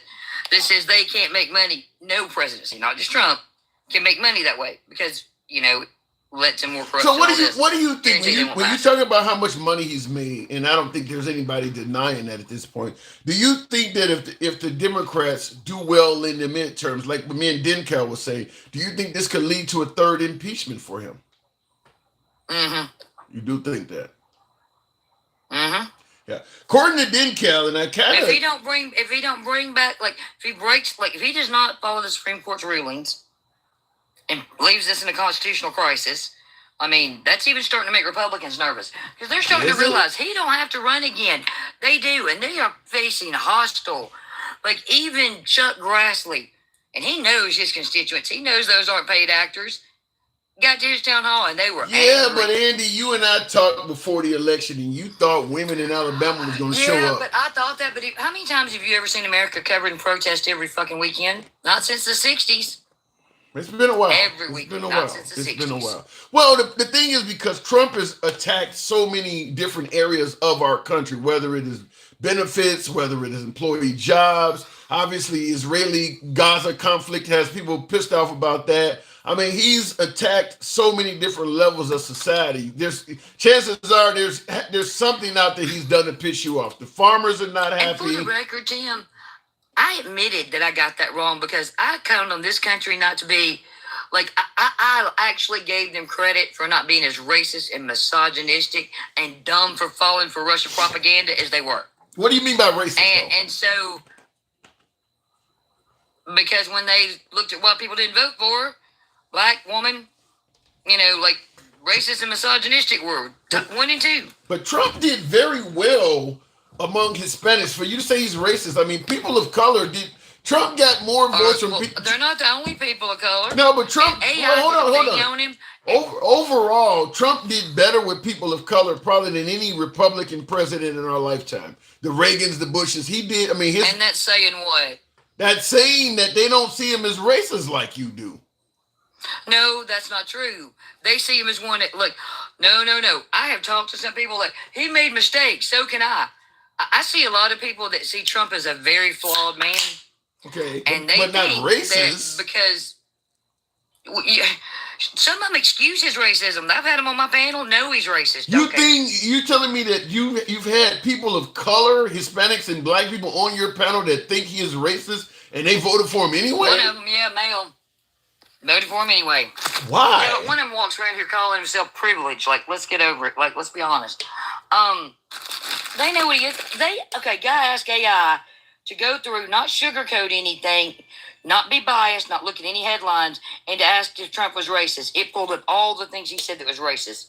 You would not believe how long that list. Okay, but I'm still, well, if somebody says that Trump says something racist, at the end of the day, it's an opinion. But Jim, we all know that people lie to themselves. They can say it, but that don't make it true. I can tell you the sky's fucking purple. That don't make it true. It might be right before a storm. But the thing about it is, you're saying that people of color voted for Trump while actively believing he is racist. I have never heard that before. Why would you do that? The guys that I talk to are all like, well, he's got a felony. That's the thing they latch on. They ignore the racism and latch on to the fact they like he has a felony. I'm like, wait, you want the immigrants out because you said they committed a crime, but you want him in the White House because he committed a crime. How does that make sense? Well, they believe, it ain't that they believe he committed a crime, it's they believe he has a felony because he was railroaded by the government. He committed a crime. Huh? Because they hollering, he got away with it. There are plenty of people know they're like, he got away with it. Yeah, look, you would not believe the shit. I gotta talk to some of them. To women, they would never say to other men. I'll start doing MAGA laws again. You listen to some of the shit they say. I gotta come in there because I have never heard a person of color say, yeah, he's a racist, but I voted for him anyway. Most people of color that voted for Trump think he is anything but a racist and think he did a hell of a lot for people of color. One of those say that, just openly admit it, like a guy, and the rest of them will deflect. They won't answer. They'll just go right into why they liked him. Well, there are a lot of reasons to like Trump. There's a lot of reasons to like the man. I can get that, but I don't see why anybody of color would vote for somebody that they actively believe is a racist. That's crazy. And look, they're like, the stock market recovered. My stocks have not recovered their original loss. And all these months that are rolling by without them recovering their original loss and not making more money is hurting us. But do you believe, like the Trump administration is stating, that the stocks go in cycles like a roller coaster? They go up and down and they will bounce back? No, because look at 2008. No, at Gen X, who has any sense and went through 2008, will tell you they didn't get that money back. That money was just gone. They just, it starts at that point, but no, that shit's just over. Well, I'll say this, Denkel, if you're listening, because me and Denkel talked, and he's mentioned that he's lost quite a bit of money, and he expects the market to come back. So if you're suggesting that's wishful thinking. Wow. So you don't believe the market's going to, so you believe there's some permanent losses out there? Well, I think that as long as we're doing what we're doing, no. And look, Donald Trump got a little, he's going to have to find somewhere else to put the prisoners because thank God for NATO.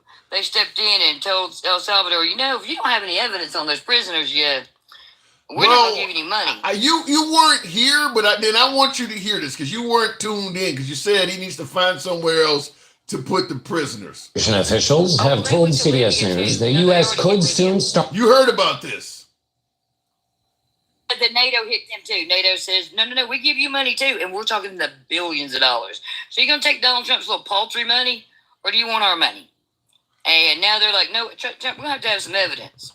We're going to have to see some evidence of due process. So you're saying that Libya is pushing back?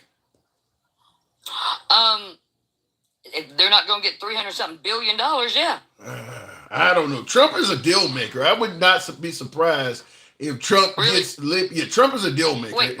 He's a deal maker? Didn't he make the agreement for Canada and Mexico? Didn't he make the last trade agreement? I could have swore he did. Now he's saying they're all ripping us off. So if they're all ripping us off to the amount he's saying they are, he's a really shitty deal maker, Tim. No, what he is doing, and I hate to sound like MAGA defending them, but what he is doing is realizing the deal I made with them earlier, I can get a better deal. Now I'm in a better position. So I'll just say they ripped me off. Wait, it'd be different if he said that, but that ain't what he's telling us. He's telling us that they've been ripping us off for decades. So what the hell did he do last term? Well, he gets some. Sometimes he messes up in the wording, but he is a deal maker, and he tends to get what he wants. And well, no, and I'm really enjoying this too. All this time, MAGA said he didn't mean that. Now they're coming on my panel. One last night actually said he regretted his vote. And I said, why? And this is what the dumbass said. I didn't really think he was going to do all that shit. I was like, this is what he campaigned on. And I ripped into him because he's one of the ones I talked to about Project 2025 before the election. I was like, I just was all you talk to MAGA we've talked to several. They're all over the app. You've talked to MAGA that are rethinking their vote and admitting outright that they're not happy with Trump. They make people like that. I helped turn one. And they've been coming back to my room. I've talked to several of my other panels. We now know at least 10. I don't care if y'all think so or not. I have never heard of MAGA. CNN can find a couple of them. If I didn't send you the invite, will you come? Because I can't keep them there forever. I will definitely come visit. I've been doing this. I do lives damn near every day or every other day, and I don't have any MAGA that are unhappy. They're very happy with Trump. Well, one of them was a farmer, and he did all the prerequisites to get the grants to make his farm run better and all that, and they cut his funding. It'll be back. That's what they usually suggest. They usually believe that it'll be back. And a couple of them were mothers whose daughters were getting Pell Grants. Their kids were getting Pell Grants, and now they're not going to get them. Okay, but it'll get better with the economy. The terrorists I really don't have empathy for them. I ain't going to lie. Like, these people in the comments can say they don't care, but, everybody's like, well, Andy, they're coming to our side. You should meet them. I'm so sick of that speech. You should meet them halfway and be welcoming. No, they should enjoy the fruits of what they damn voted for. I hope they enjoy every fucking bit of it. Because whether they say on here, oh, they hurt me, it is. Unless you ain't buying groceries, you don't pay your power bill, and gas. Oh, God, Saudi Arabia is about to screw Trump again. We're going to have high gas prices when he gets out because they're drilling. I do gotta move it on, but keep in mind the liberals always say. Let me say this one thing because I want to make sure they hear this about the gas. Saudi Arabia is drilling, and the more they drill, the more American, that American love America, oil producers you're putting out of business. So enjoy that one. All right. And when they're done, it'll hurt us because the U.S. dollar is the petrol dollar, and the more they drive it down, the more they drive down the U.S. dollar. So congratulations on that, too. Love you, Tim. Oh, by the way, I love that video you sent me. I watched it. Me too, by the way. All right. Appreciate it. Thank you. And I will say this. Now, I'm not saying what she said is right or wrong, but it wouldn't be the first time somebody on the left made a prediction about President Trump or the direction this country was going to go in, and they were wrong. Hell, I'm one of those liberals that thought things were going to go a hell of a lot differently. In the first Trump administration, certainly in the election, I lost a lot of money in the election because I made bets on this shit. Trump won every damn swing state. So what she is saying could certainly happen, but I will repeat, it wouldn't be the first time the left was predicting doom and gloom for the Trump administration, and it turned out to be okay.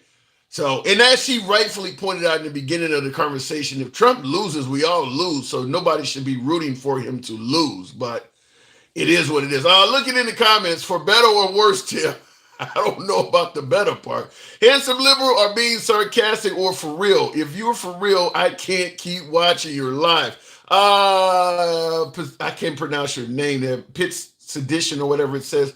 You're asking me, am I being for real?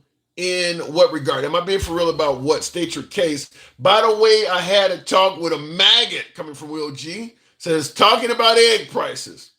The dumbest thing that came out of his mouth was egg prices were down based on the egg or sale at military exchanges. Yeah, that don't sound right. In fact, you got Trump on video saying egg prices are down like 87%.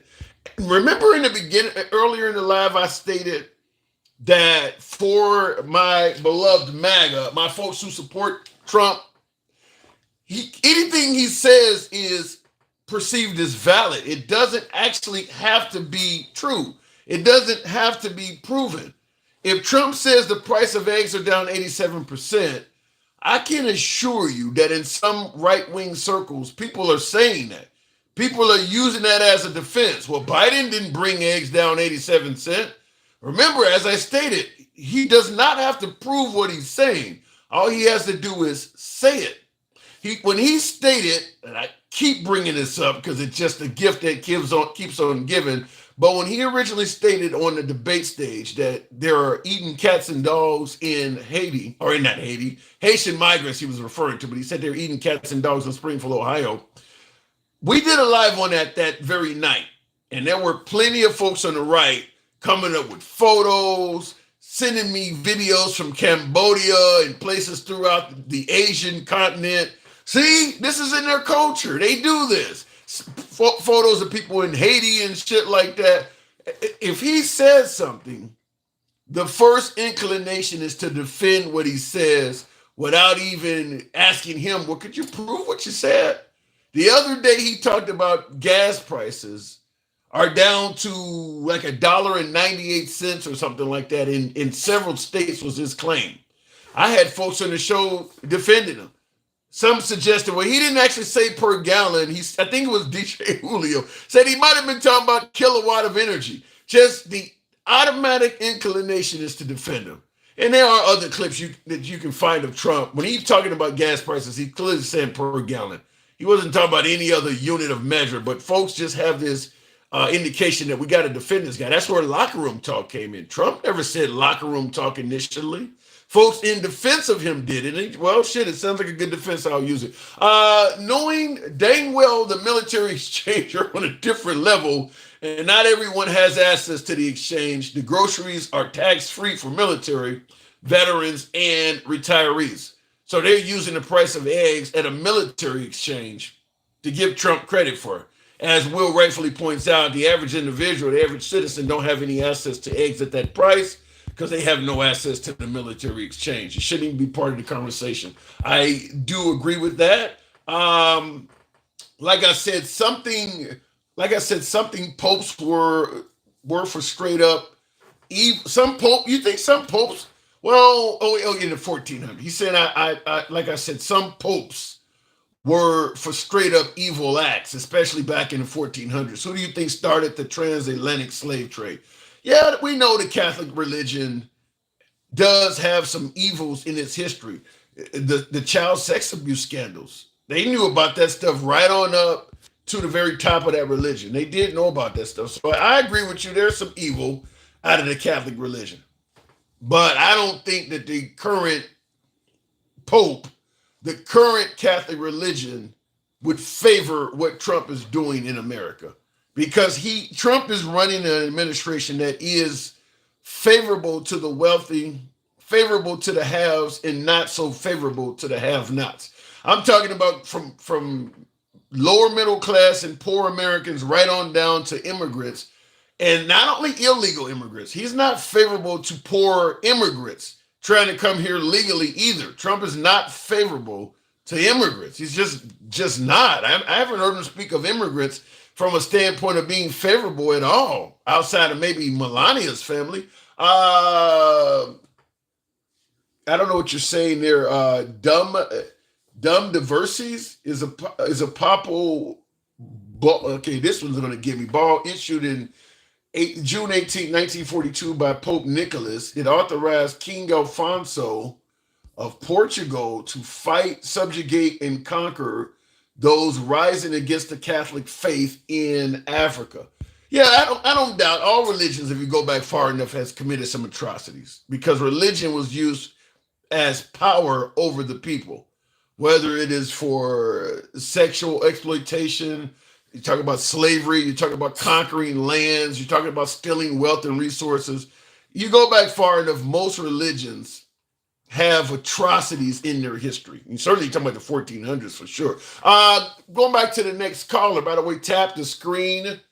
Get your guy on up to about 50 thou. Let your thumbs not be lazy. We're talking about a host of issues. Got to put on my spectacles there to see what the hell's on the screen there.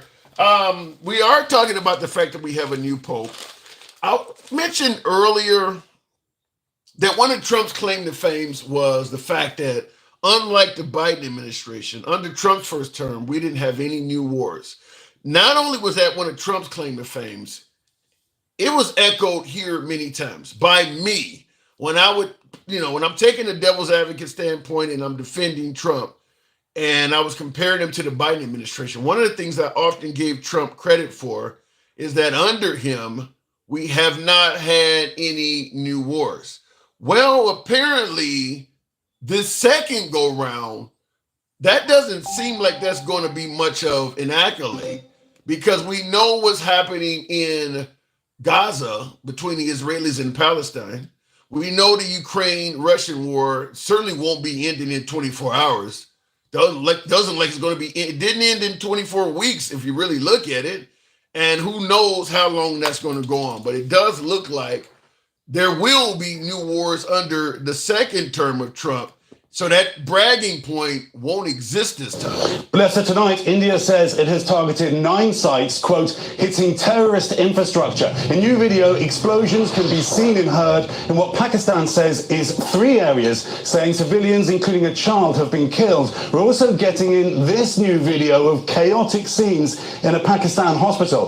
Tensions between the 2 nuclear armed force powers soared after a deadly militant attack on tourists on Indian-administered Kashmir last month. There has been a long-running dispute over Kashmir between India and Pakistan. So now we're also talking about 2 nuclear nations that border each other. The nation of India and Pakistan are also now taking shots at each other. So there's a third outbreak that's happening during the Trump's term. Now, I'm not blaming Trump for the India-Pakistan war, but then again, I wouldn't blame Biden for the Ukrainian-Russian war or the Israeli-Palestinian war. But the Trump administration was blaming Biden for the wars that happened under his watch. So in all fairness, then the ones that happened under Trump's watch, he's going to get blamed for as well. And fact is, he hasn't ended any of the wars that took place under Biden's watch, and now he has a new one that started under his. So that was one of his signature promises, that if I was president, wars wouldn't break out. Everybody was afraid of Trump. Nobody's afraid of Biden. Everybody respected Trump. Do you see that happening now? Do you still tend to think that? Excuse me, looking in the comments, that's under his watch. Why aren't the media drilling him about India and Pakistan? As one of my callers mentioned, the whole notion of flooding the zone, there's so much going on under the Trump administration. You just don't have time to drill him on all of it. You just don't. He's not a boring president where there's only one issue going on. I mean, there's literally probably 20, 30 things. I mean, right now we're talking about possibly sending immigrants to Libya. We're still trying to get some of them back from El Salvador. We're talking about still funding or assisting the Israelis in what they're doing to the Palestinians. We're still talking about whether or not he's going to end the Ukraine. I mean, there's just so many things. The Ukrainian war is still going on.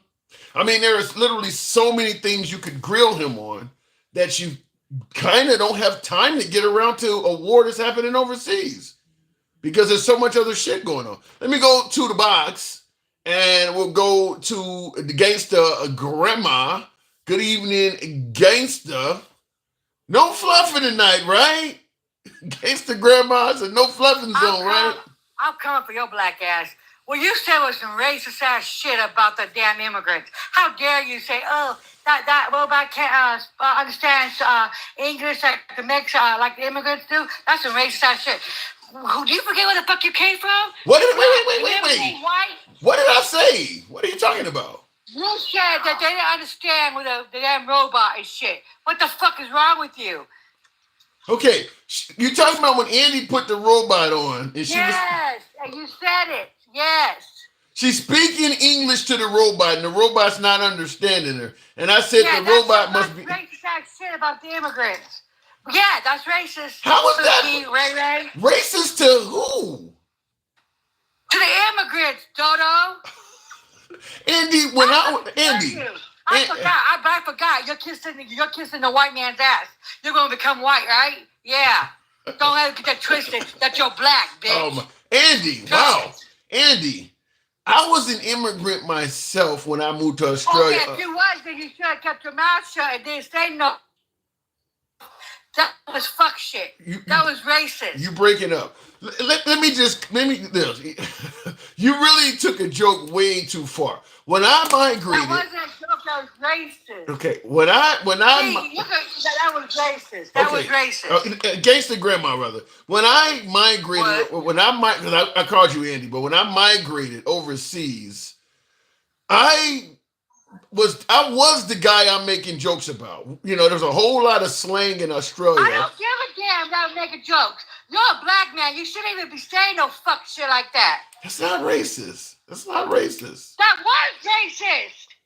Okay. Your audience, your people in our thing was going off on you. Like, well, what did you say, bro? What the fuck is wrong with you? But I forgot.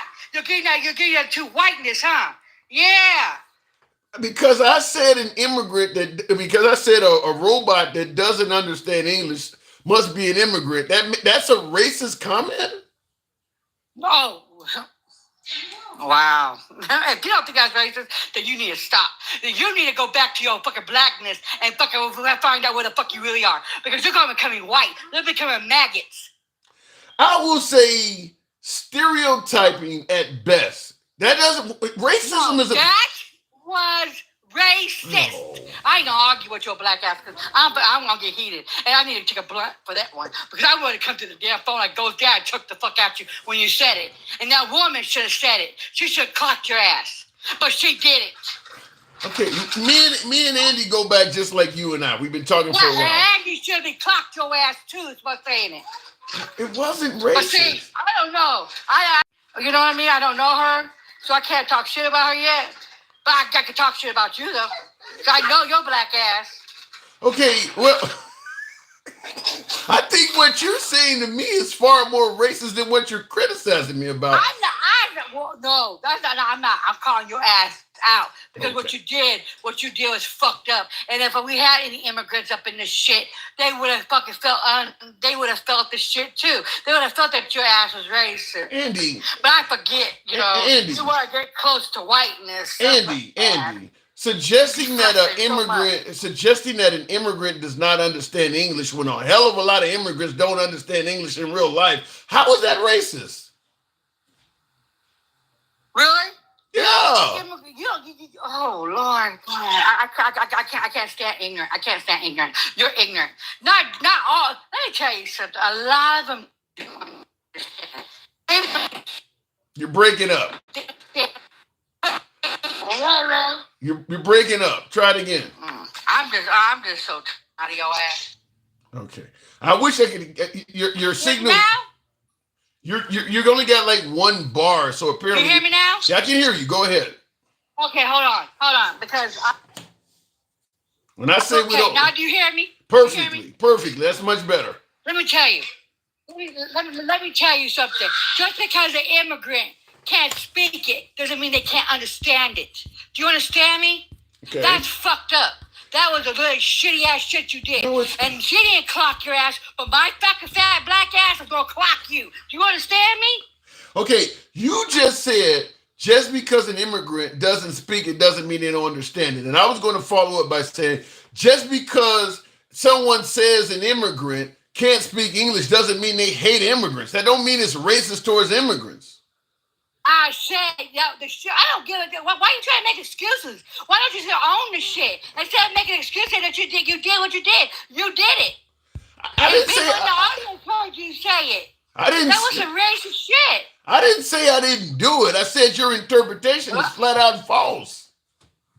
Oh my God. Okay. Whatever, dude. What the fuck? Let me ask you to you this way. Based on what I said, and I'm not denying that I said what you suggested I said, based on me making that statement that this robot that does not understand English and me making a reference of, well, damn, what is that, an immigrant? Do you believe my statement leads you to believe that I hate immigrants? I didn't say that. You said I'm racist. You said I'm racist. I said, okay, just because you're racist what you said. I didn't say you was a racist. I said what you said was racist. See, that's how slow you motherfuckers are. I know you're a maggot. I know you is. I know you undercover something. What? Because look at you. I didn't call you a racist. I said what you said was racist. What you said was racist. And it was. That's a big difference. Say that you're a racist, that you're the triple K. No, I didn't say that. I said what you said was racist. Yeah, I think you're going way off the rails. Okay, then tell your audience that too, because they said it. They even said that you did. Well, hopefully that was the fuck shit. Hopefully I can get someone to follow you up that backs up your opinion, because I like to hear from somebody else as well. Look right there. She's right, Tim. Look. What am I looking at? Oh my God! Hey, I forgot you're blind as a fucking bat too. You can't even read your chat. Hey, you're calling me. You're dropping all of these bombs on me, but you started out by saying I'm the one that's hateful. Your chat is even saying it. Okay. Your chat is even saying what you said was fucking racist. Okay. I ain't calling your ugly ass a fucking racist. I said what you said was fucking racist, and what you did was fucking racist. But you're a fucking bluey. Fuck you. You ain't no bluey. You're a fucking ratty. Go there and kiss the white man's ass. See how good he's gonna hang your ass on a tree. Go ahead. I'm done with your ass. I'm so done. I am so done. That was a fuck shit. And you say you was an immigrant, bitch, please. Now let's get off topic. Let's get off topic and talk about something else before I have to go really smoke a damn blunt fucking with you. I swear you're not. No, I don't see it. Let me tell you something. You say you handsome liberal fucking idiot. No, you ain't no handsome liberal shit. You feel what I'm saying? You a maggot. Because you all be rocking for those motherfuckers and they come in there rubbing up on your ass. That's what they is. They rubbing up on you. They is. What I do find humorous is that you referred to me as a black ass. You referred to me as ugly. You call, hold on. You're not letting me talk. You referred to me as ugly. You referred to me as a black ass. You even called me a bitch. But somehow, I'm the racist. I'm the hateful guy. Call you a bitch, the racist? Well, guess what? All of us women get called bitches every damn day. You want a cookie? You want a chocolate chip cookie? All right. They call us women bitches every damn day. I'm going to take the position of Big Boss in the comments, who I think is probably MAGA, and he made the statement. That's why Democrats lose, is you eating other Democrats like that. When the statement, no, see, that's what they do. See, that's what the little maggots do. They don't call their shit out. They don't. They let the racists and shit go ahead. That's what they do. They let them go. You feel what I'm saying? They let them go and slide like they do Trump with his triple K ass and stuff. You feel what I mean? They let them. You know what I mean? I won't. I'll call your ass out. I don't give a damn if you're blue, red, white, yellow. I'll call your ass out. And what you said was racist. I ain't calling you a racist, but what you said was racist. And if we don't call your asses out, what the fuck? Yeah, I don't see anything racist about that at all. And I call that racism on the program myself all the time. I'm sorry. If you don't think that was racist, then you need to go get your IQ test and stick with your maggot friends. Because they're the ones that think it's cute for what you said. And it wasn't. It was not cute. It was fucking derogatory. And it was fucking nasty. It was. You want to take accountability, but that's okay. Let's change the subject before I get really pissed the fuck off. I'm not really pissed the fuck off right now. I'm really not. You threatened before you get really pissed. You threatened to choke me through the screen. How much more? When you said the shit like Ghost did, I want to choke you the fuck out. I sure did, because I never heard you say some fuck shit like that. It wasn't that bad. Never. You know what? Let me tell you something. I be joking with your ass. I be calling you Fluffy. I ain't called you Fluffy tonight. I didn't. I called you worse. And now it's some fuck shit. Gangsta, every night we talk. I'm talking shit. Every night we talk. We could gauge it on different levels, but you insult me to some degree. Tonight's a little bit greater, but you'll be fluffing. Okay. You'll be fluffing. You'll be fluffing. Boy, let me tell you something. And I promise you. Oh God, you always go to the right. You always go to. Well, I'm gonna play devil advocate. That's your say. I'm gonna play devil advocate. I'm gonna play no. And even it's fucking wrong as hell.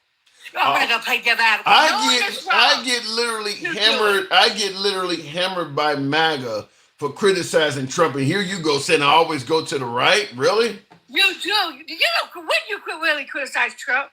Oh, please do tell me when you really go straight ham on Trump. You really don't. I'm telling you, you'll be fluffing on those white tea men that up in the air and up in your box saying, yeah, I know. Well, you know, let me play devil advocate for me. You don't push back.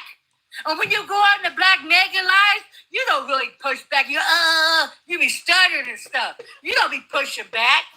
You don't be real. Be honest. I gotta be. When you say be honest, I'll tell you this.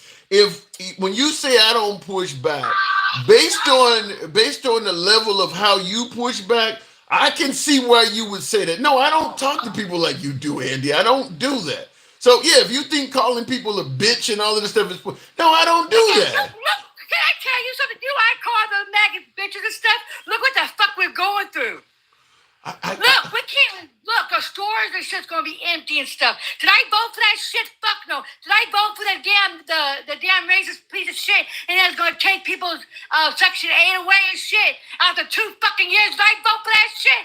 Fuck no. And your ass over there, cupcaking with the fucking enemy of the second thing. Oh my. What the fuck? I will. You know what? You know why the black maggots won't get me up there? Because they know I'll drag him to the pits of fucking hell. I will call him beneath the fucking bitch. You know what?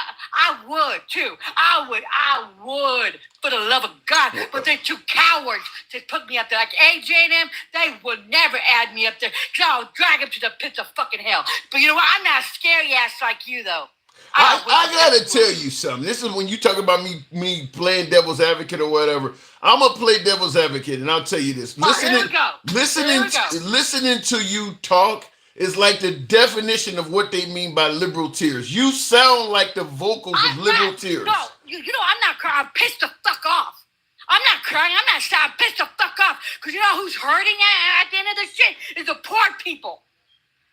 They're giving the people that voted for his sorry piece of shit ass, the people that voted for this whole Triple K shit is a poor trash, as they call them. The ones at the end, the ghettos and shit. That's the one that voted for him. The ones, they're gonna help me. They're gonna help me. We're not. We're not gonna have high prices of shit. Hello. Well, we're gonna get fucked in the ass out of condo. And I didn't vote for the shit. I'm gonna get screwed. I'm gonna get screwed. My small business is gonna get screwed. He's only been in office for 3 months. I keep calling you Andy, but Gangsta Grandma, because you started out discussing what I said to Andy. But look, Gangsta Grandma, he's only been in office for 3 months. And look what he's done. Look what he's done. He secured the border. Oh my fucking God! Oh my God! You are a true fucking maggot. The border's never been closed. Why can't you comprehend this shit? 10,000 Mexican troops has been on the border. Has been there. He got played stupid. The woman president of Mexico. You don't give Trump credit for doing anything, do you? What? For what? For what? Shit, he didn't do nothing at the border like that. He thinks he did, but Biden did it. Why does Biden have more deportures than he do? Huh? Andy, I keep saying Andy, Gangsta Grandma, Border Patrol has made it clear that border crossings under Trump are down like 90%. You're telling me they lying? They lying. They lying. They haven't caught them. They haven't caught them. Pookie, okay? They haven't caught them. So go run to your little maggot friend and say, oh yeah, the border's down. I give him credit. For what? The Mexican military's been there. Oh, I got a deal. I can't believe that you don't think that under Trump, just the incentive based on the shit he's doing is turning people around. And some folks have began to self-deport. Now he wants to tell people he's going to give them $1,000 to deport their asses. Why do you think that is? Because he can't do shit. Okay? And attention, you illegal and undocumented immigrants, please don't do it. Don't trust the white man. They're fucking us over. And what is this? You sure you don't have a problem with white people? Oh my fucking God. Do you have a problem with immigrants? Like you just said? You got a problem with immigrants? I don't like the maggot white people. Now, the decent white people, yes, I do. I like them to that. They are welcome to my barbecue, okay? But not the maggots. Hell to the fuck to no. The ones that are saying that they regret the vote. You know what? I give them props and I respect them because they came out and they said, I regret the vote. There's one dude, his name is Jay. He was a white man, right? He said, you know, I didn't even think he was racist like this until I started seeing what he's doing to the immigrants. Okay? He said, I regret the vote because he's a racist. Yeah, and he was a maggot. He was. I give him props. How do you respond to folks in the comments that might suggest that you're diluting the term racist by throwing it around so damn much? Oh, really? You walk like a fucking duck. You talk like a fucking duck. You voted for the fucking duck. You a duck. All right, gangster grandma. No, let me tell you something. When you can vote for a man that's like that, and you see what he's doing to the black and brown people, and you see it constantly, and you don't speak up, you're a racist. There is people that left the maggot cult and saying, "Hey, they are racist. He is racist," and they walked out.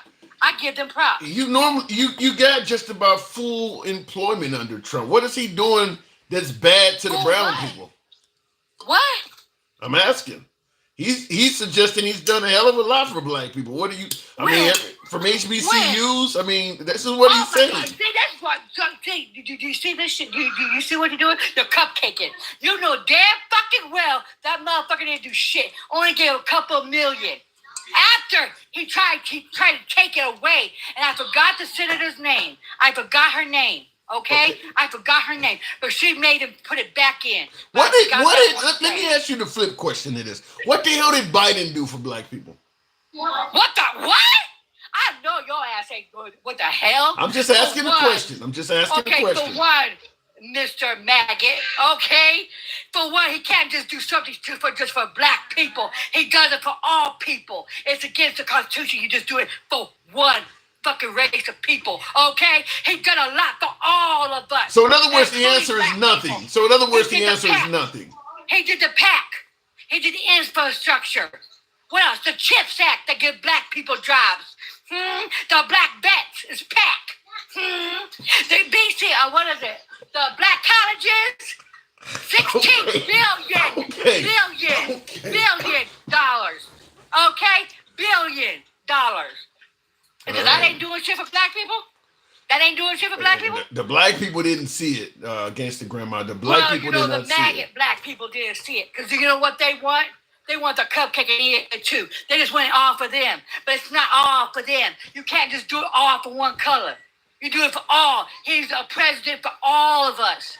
He did for all of us. I think you might What is Trump doing for us? Oh, please do tell me what the fuck Trump doing. He's raising our taxes. What else is he doing for us? He's raising our taxes. He don't give a fuck. I think you might have that derangement syndrome they be talking about. I gotta go though. You know, I'm not like you. I'm not kissing no black. I'm not gonna kiss nobody's fucking black ass. I ain't kissing your ass. I ain't kissing no white man's ass. But I surely gonna kiss that Triple K's ass. You feel what I'm saying? And I'm not gonna give them no credit. You are a cupcake. You a cupcake to them. You a sugar baby to them, or a sugar daddy to them. You up there in their lives kissing their fucking ass, and you don't even push the fuck back. That's why AJ and them won't have me up there. Because you know why? Because I'll roast them to fucking hell and back, and I'll make them hurt them damn selves. Think I won't. Gangster, I gotta go. Thank you. Appreciate you coming through. When I say we don't block, ban, or censor, if you need more proof than that, you need to open your fucking ears. We don't block, ban, or censor. We let the people speak. You can be critical of the host. I think there's a perfect demonstration of that right there. By the way, I'm going to ask you tap the screen, get the likes on up to about 60,000. You don't have to agree with me. We can have free speech here. You can certainly, I'm going to push back. You see me, I gave her a fair bit of pushback. I got a lot of people in the comments, though. I'm interested because she's not the only one that believed me suggesting that a robot that didn't understand English was an immigrant was, but she said racist. But I mean, some folks might say it was insensitive or it was insulting or whatever. I'd be interested to see if I can get another caller to kind of back up her statement about that. I disagree vehemently, but listen, I'm willing to listen to adverse opinions. And I see in the comments, Selena Don Hopkins says it was not. Tim, you just got a taste of his JC. Yeah, anytime I get Gangsta Grandma, I'm going to get a taste of it. You laughing like it was an alter ego. I didn't see it that way. To me, suggesting that all of them are rapists and murderers is racist. Suggesting that they're poisoning the blood of this country is racist. Suggesting that any illegal in the country is here to commit crimes and hurt everybody is racist. Making reference to a robot that does not understand the language as an immigrant, which fact is a lot of immigrants come to America, go to other countries, because I use my own self as an example. When I migrated to Australia, one of the first things I did when I went over there is went to a comedy show. I love going to comedy shows. I go to comedy shows all over the country. Here I do. And I couldn't understand the comedian because he was using a lot of native Australian slang and everybody's laughing and cracking up and I didn't understand what the hell he said. I was an immigrant that did not understand the language. I don't see how that's racist. That's just my point. I think it's, as someone in the comments said, the hyper left is what can cause the left to lose elections. I think the left bashing other members of their own party, because come election day, there's a really good chance that me and Gangsta Grandma are going to be voting for the same damn people. But the actions that she is taking means that if I was running for office as a left-wing politician, she probably wouldn't vote for me, even though we're on the same side. This is what we're talking about. The unity on the left is just non-existent, which is why even though folks are criticizing the hell out of Trump, his poll numbers are still better than the left. Looking in the comments, they speak English in Australia. You didn't understand the references. That's what I'm talking about. They use whole words that we don't. Like, for instance, the trunk of a car is called the boot. So if somebody hands you something that says put that in the boot and you're standing next to a car, you don't know what the hell they're talking about. The bathroom is called the loo, L-O-O. I didn't understand. That ain't just a reference. That's a whole fucking word that's different. They're calling things whole different words. So yeah, it happened to me too. I mean, I know what it's like. Trump ain't shit, says Will G. Says he only flooded the zone to avoid accountability for real issues. I partially agree with that, Will G. I think Trump flooded the zone also because, like what Steve Bannon said, if you want to get something done, throw 3 or 4 things out there and they'll be chasing that stuff and you're going to get something through. So, you want to get 3 or 4 things done that are controversial, throw out a bunch of shit and at least one of your things are going to get through. That's flooding the zone. So I think avoiding accountability, yeah, but also to get stuff done. I mean, Trump is literally doing so much so quickly that it's almost impossible to stop it all. That's the opinion I'm thinking. Gangsta Grandma in doing nothing. So that's coming from Evil Super Majin Boo. Thank you for the support. Says Gangsta Grandma is doing nothing, dude. It's halftime with you. You guys going back and forth. What is going on? Well, the last thing I want to ever be accused of, and that's kind of why I give, listen, if I got an adverse caller, I give them just a little tiny little bit more time. And the reason why is, I want to make it clear when we say we don't block, ban, or censor, particularly if you have opposing opinions, make it obvious. You get plenty of time to state your case. I gave her more than enough time to state her case, even though it was incredibly critical of me. So, but thank you for the comment. Once again, Ejin Super Major Boo says, handsome, I think you need to tell Gangsta Grandma she needs to get that cough medicine in her. It's bedtime. LOL, and you are missing out on dinner. I don't think I've ever had her on where she wasn't criticizing me for something. Today was a little bit stronger because she thought what I was saying was racist, but she's always, here's the problem. I do play devil's advocate often, not only because I like to see the other side of some issues, sometimes I do see the other side of some issues. I don't think every single thing about Trump is bad. I don't think every single thing about the left is good. And the problem is if you're on the right, and you're critical of Trump, you don't like somebody that's, if you're on the right and you like Trump, you don't like hearing somebody that's critical of Trump. I'm that guy sometimes. If you're on the left, you don't tend to like to hear anybody that's speaking positively of Trump. I'm also that guy sometimes. So I'm going to take it from both sides. I get it. That's how it works. She doesn't like that. And it leads to some of that type of conversation. Do you think she meant insensitive? I don't get what you mean by that, Maria. Do I think she meant insensitive?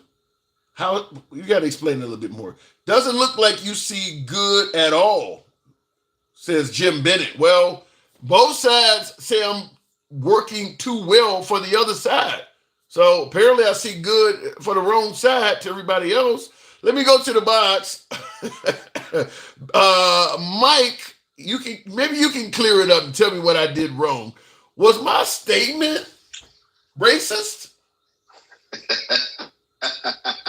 I mean, be honest with me. Let me know where I fucked up. Let me know if I fucked up. I didn't listen.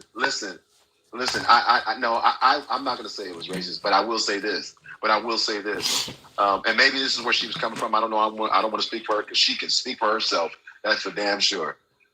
I think that when you say that with people that feel that way or that are racist in their presence, it's just food for their thoughts. So I'm validating racist, right? In other words. Or it can be taken that way. Yeah, exactly. Yeah, absolutely. That makes a little more sense. In other words, read the room or something. What you're basically saying is read the room. Yes. Okay, that makes a little more sense than what she was saying. She was going off on me. Damn, she tore me to pieces. Yeah, oh yeah, you big black. It's been a long time since I had anybody call me, well, a woman called me a bitch. She called me a bitch. Damn, like my God. Yeah. She with all caps too. Yeah, she all caps. But listen, but at the end of it, I'll just say it like this, because a lot of my viewers are very passionate about their beliefs. Because when she came on and she started tearing me a new one for what I had said to Andy, that comment was old at that point. I had talked to several people between that. And she was so angry, she maintained the anger towards that one comment. We didn't address anything the show was actually about. At all. Yeah. And here's the thing, and I've told you this before. I'm like, when we're on these forums and you're talking to, it's like staunch Trump supporters, Julio, Jeremy, MAGA Reacts, and those people that are listening on all your platforms. If they see no flaws in Trump or what he's doing, and they ignore all the racism, all the bigotry, all the misogyny, if they ignore all that, all they have to do is hear one statement from somebody on the left, and they feel validated because they'll say, even that person said that, and that's where that's what I'd be coming from, because it's like all it takes is one. They can't admit anything. All they take, well, Tim said it. See, Tim said it, and that's what happened. So in other words, I think that's you breaking up, or there's a delay back in the day. Yeah, there's a delay or something. Can you hear me now? Yeah, but I think there's a delay or something. But go ahead. Back in the day when your mom used to say something that some conversations are for in-house, right? You got to just be careful. Just like when it's that's just I think that's where she was coming from. But I don't know. I don't need to speak for her. But she just said thank you. So maybe that's what she meant. The comment. Yeah, and I'm just saying it. I'm just saying it all in a kinder, gentler, like alter egos, like Mike's on eggshells. Well, let me give you this one though, because I think this is coming from Draco on my YouTube horizontal platform. He's saying that, in other words, no jokes with the libtards, Tim. I'm going to be honest with you, and I'm not going to refer to any liberal as a libtard, but his statement rather has some validity into it. In other words, you can't be. You got to be kind of, I guess, hesitant with your own language around liberals. It makes it look like liberals can't take a joke, because I meant that as no harm at all. And she blew the fuck up on that. No, I know you didn't mean any harm, but it's not about talking to me. It's about talking to me in quote unquote mixed company, if you will. You understand what that's what I'm saying. It's not about having a sense of humor or none of that stuff, because I didn't take it that way, but I see why it got her all fired up. Because I was too busy in the comments kicking people in the teeth about these bullshit egg prices they talking about. It's ridiculous. It's ridiculous. That's what I was in the comments. Do you think at all? I get your explanation for how you interpret her mindset, and I don't disagree with you totally on that. But do you see it at all that she might have been possibly too sensitive? Because I got a lot of folks in the comments, just like a lot of folks thought what I said was wrong. A lot of other folks are saying that, just way too sensitive, hyper left, too far to the left, too progressive. Do you see any of that in there?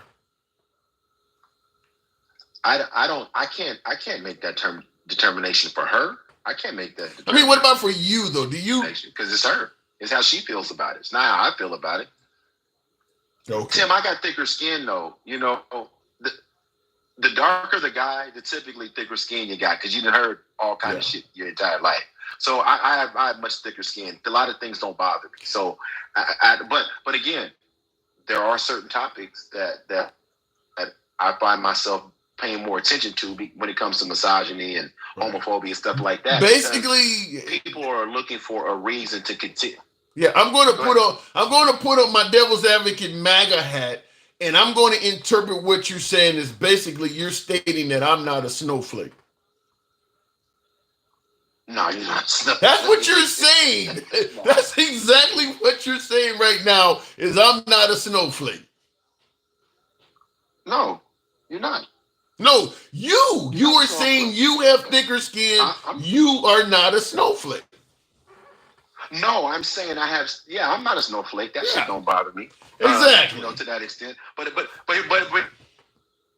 here's my point. Just because it doesn't bother me doesn't mean I won't defend someone else's right to have an opinion about something. You know what I mean? It doesn't have to bother me for me to address it. Does that make sense? It doesn't have to bother me. I agree with the part about just because it doesn't bother you, you don't want to necessarily offend somebody else. I agree with that, but I'll say this. You kind of lose the room the minute you try to address that with the other person and you call them a bitch. You don't care about offending people at that point. So you kind of lose it once you do that.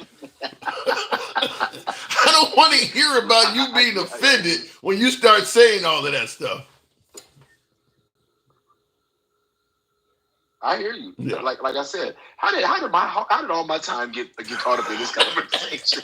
Because I thought I saw you in the comments defending I just think it's crazy. But okay, well, I want to ask you about something else. We'll move it on, but I want to ask you about this. And I played the clip earlier, but have you heard about this? Just minutes ago, one of the co-hosts of The Five, Judge Jeanine Pirro, will be appointed interim United States Attorney for the District of Columbia. President Trump announced that on Truth Social just moments ago. Jeanine was Assistant District Attorney for Westchester County, New York, and then went on to serve as County Judge and District Attorney, where she was the first woman ever to be elected to those positions. She will be leaving Fox to take this position, and we obviously wish.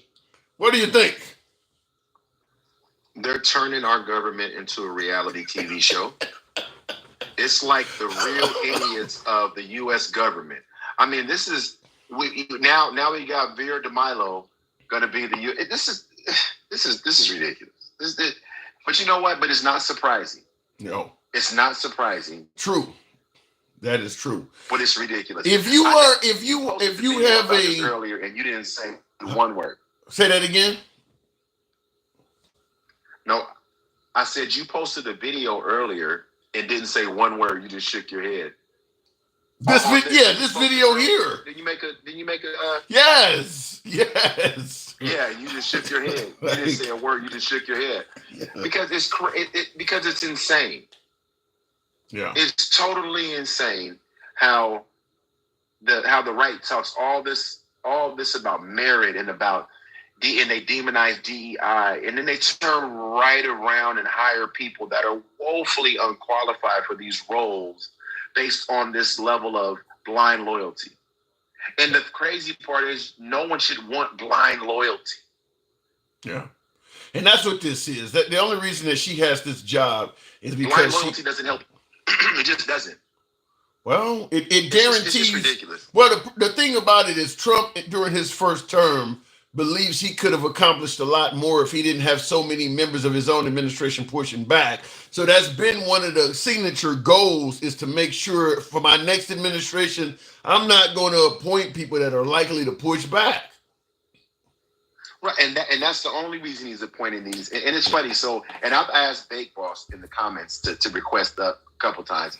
But now Bake Boss, and I've seen Bake Boss, and I'm talking directly to him. I've watched him in the comments for months talk about how Kamala was unqualified and she was all of these things. He said some nasty things about her. And then when I say that she's not qualified, he goes, not qualified, she was a judge. It's like their standard for their own arguments are so flawed. You can't even take them serious because it doesn't make any sense. It doesn't even make any sense. He just said Kamala can't even say the Pledge of Allegiance. That's what I'm talking about. What? What is that? That ain't got nothing to do with any of this. This is, listen, I'm only bringing it up because these are the things how people think to hide their racism, their misogyny, their homophobia. They say those things, but what they really mean is another thing. That's why they align with Trump. Because Trump says the things and does the things they really want to say. Right? Except for pointing out, did you hear earlier when they asked him about the toys in Mattel and Trump talked about Mattel as if it was a country? The toy manufacturer. I didn't hear that. Yes, they were asking him about Mattel, and he said, what did he? Hold on, let me see. And hold on a second. Papa Naya Shelley says $5 she's white. Are you talking about Judge Jeanine Pirro? I think she's Lebanese, isn't she?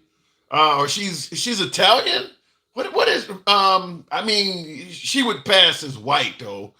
Judge Jeanine Pirro from Fox. I think she's Lebanese, or she's Lebanese, or so. I think she's something. Yeah. I think she's Lebanese. She ain't black or Hispanic, so she'll do. Or Indian. Yeah. Or what about when he was asked about sending migrants to Libya and he said, I don't know anything about that. You need to talk to Homeland Security. How many times do we give Trump a pass to say, I don't know about things like the Constitution and I don't know who's being deported. You need to talk to Homeland Security. And I don't know. They give him all of these ridiculous passes that a president should know what's going on, and they just brush it off because they don't care. That's why we're dealing with what we're dealing with today. Well, I mean, there's nothing but love and adoration for Trump, so he might be the next guy for the next 2 terms. So they really like the man. They really like him. Well, you know, it's so funny. I talked to a MAGA guy today. I wanted to tell you this. I talked to a MAGA guy today, and he's wavering on his vote only because he believes in the Constitution. He's been trying to support him all this time, and what he said was, his fear is if Trump is not in, if he continues to go along with everything he's doing right now, then what's to say that the liberals won't do it when they get in office? Shit, if they get in office, I think the goal might be to make it so liberals should never get in office. Misunderstood thing. I wanted to hear that thing you said on Mattel, so I tried to see what I could queue up. But you are correct. Did you find it? I think so. Let me go ahead and give it a whirl. But I think what the goal is for Trump to be able to get away with a lot of stuff and maybe potentially close the door on the way out so that the liberals can't get away with the same stuff. That could be what you're talking about, where, you know, because if this Trump supporter, if this MAGA individual is concerned that we're opening up the door too wide so that a liberal in the future could do the same shit, well, they may close that door on the way out. But let me hear what I got here. The most misunderstood thing, maybe in any form of business, anywhere in business, oftentimes the country picks them up. Oftentimes the company picks it up. The people don't pick it up. Okay, the people don't pick it up. And if Ford did that, they wouldn't sell any cars. And if Mattel, I don't know, I'm not so sure. They also said, they're the only country I've heard, they said, well, we're going to go counter. We're going to try going someplace else. That's okay. Let him go and we'll put He did refer to Mattel. I think they make everything from Barbie doll. He did refer to Mattel, the toy maker, as a country. Wow. That's bad.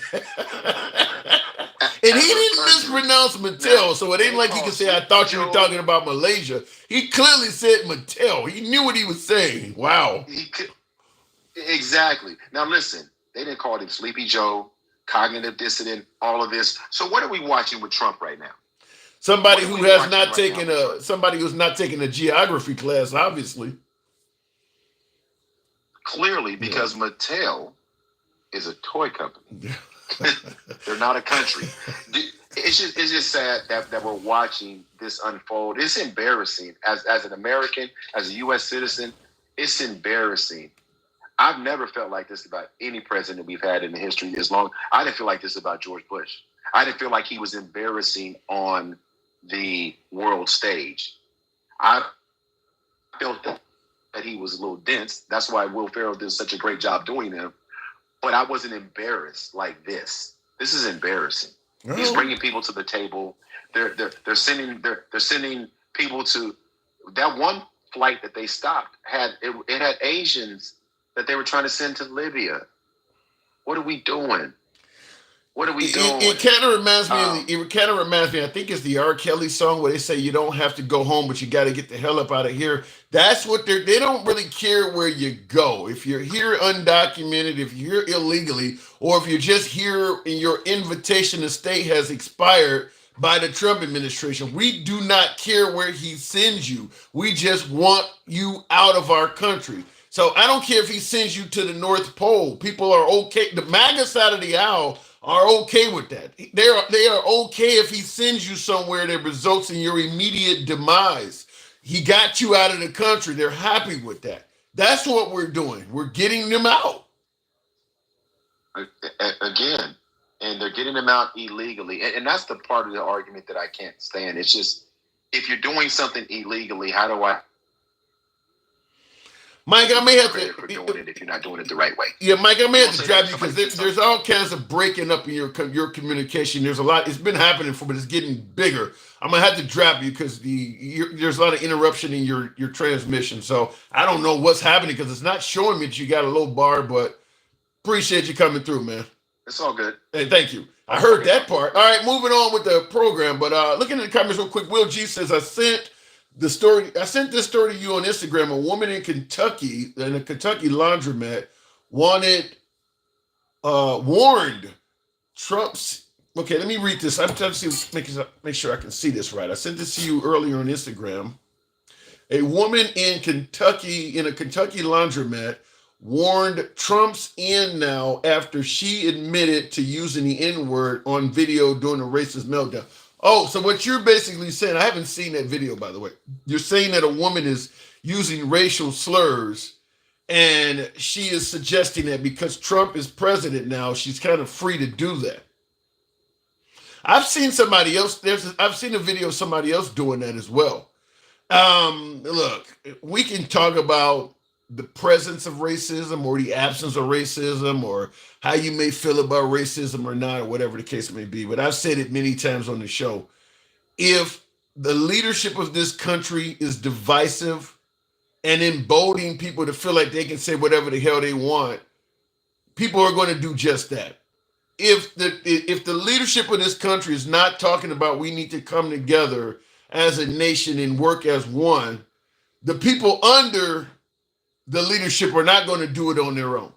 We can talk about Biden, but Biden wasn't on television as much as Trump. And he certainly was not throwing around insults as much as Trump. Yeah, he talked about ultra MAGA with that whole speech of him in a red background with the Marines. He made a couple, he talked about the garbage once.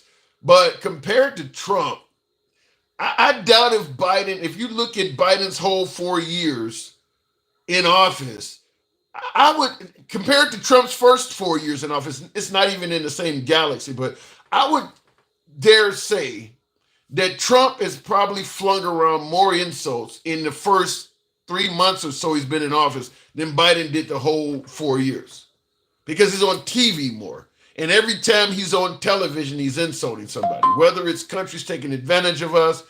I forgot how many times now I'm watching The View, so take it as you may, but they talked about the fact that Trump has mentioned Biden's name in the first like 500 and some odd times. And I don't know if it's true or not. I get that The View leans left, but any speech that Trump is giving, he's criticizing Biden. So it's more likely to be true than not. You want to talk about Trump derangement syndrome, and you don't see Biden derangement syndrome being present? I mean, the guy getting inside of a Tesla when he's telling folks to buy one of Elon's Teslas, and when he gets in the car, he says, I bet you Biden couldn't get in here. I mean, he really has an acute case of Biden derangement syndrome.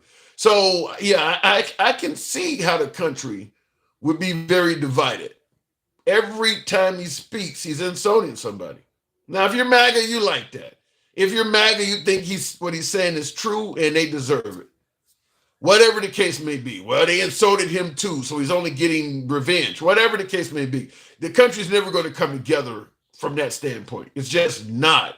And most of Trump's insults, particularly the unique ones where he's making up nicknames for people, everything from Bird Brain to Sleepy Joe, you will find that in right-wing circles. Any nickname he makes about someone that he's criticizing, MAGA adopts that same nickname and they start calling that person the exact same thing. Everything from Pocahontas on down. They're literally calling those people the exact same name that Trump creates. So you're just not going to get unity in that environment. There's just no way it's going to happen. I'm going to assume it won't be long before Jasmine Crockett has a nickname as well, because she is speaking critical of Trump and she's doing it fairly publicly. Jasmine Crockett probably will get a nickname. So it's official. Racists are comfortable to be open because of Trump. I don't want it to be official.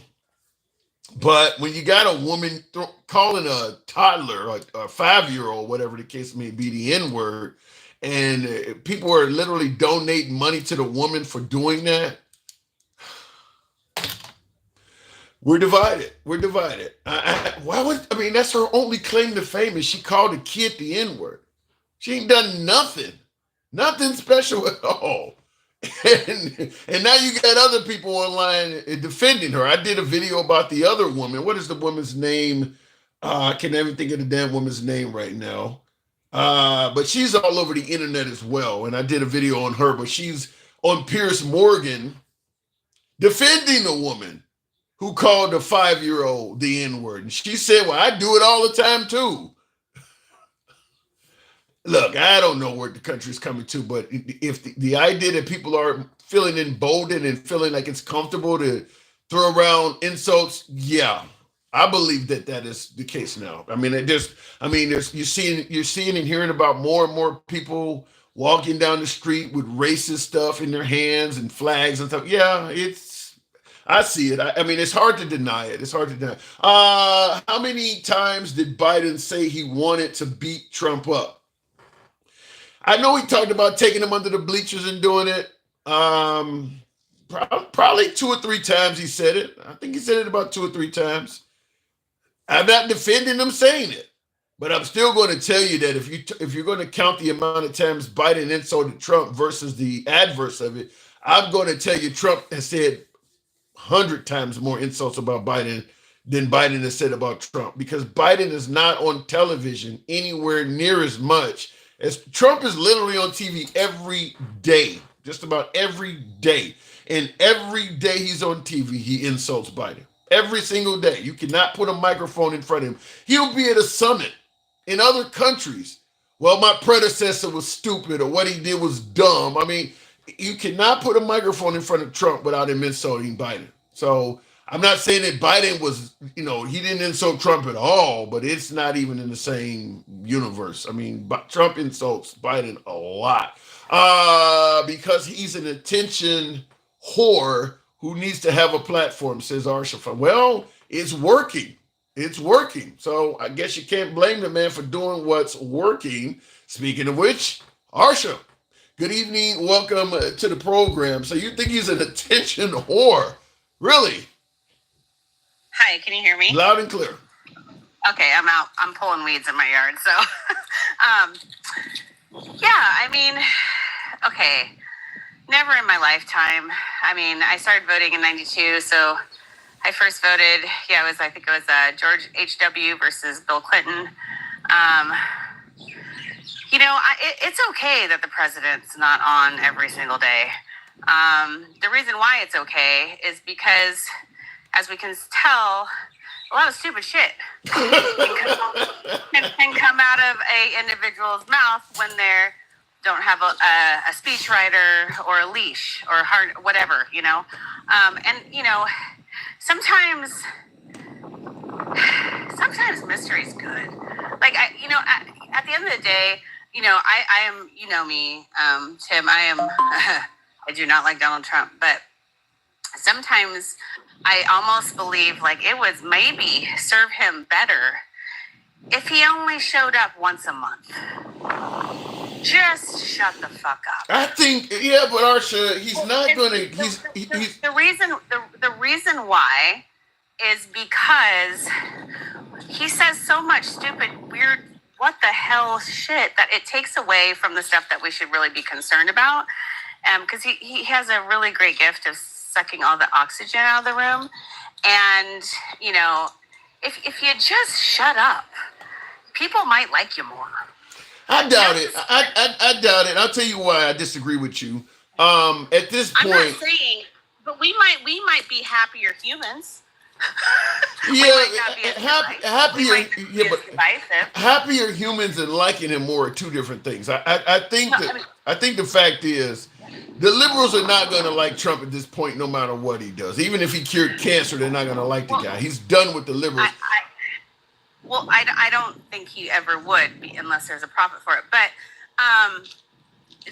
my thing is, we don't have to there's lots of things I didn't like about George W. Bush. Lots of things.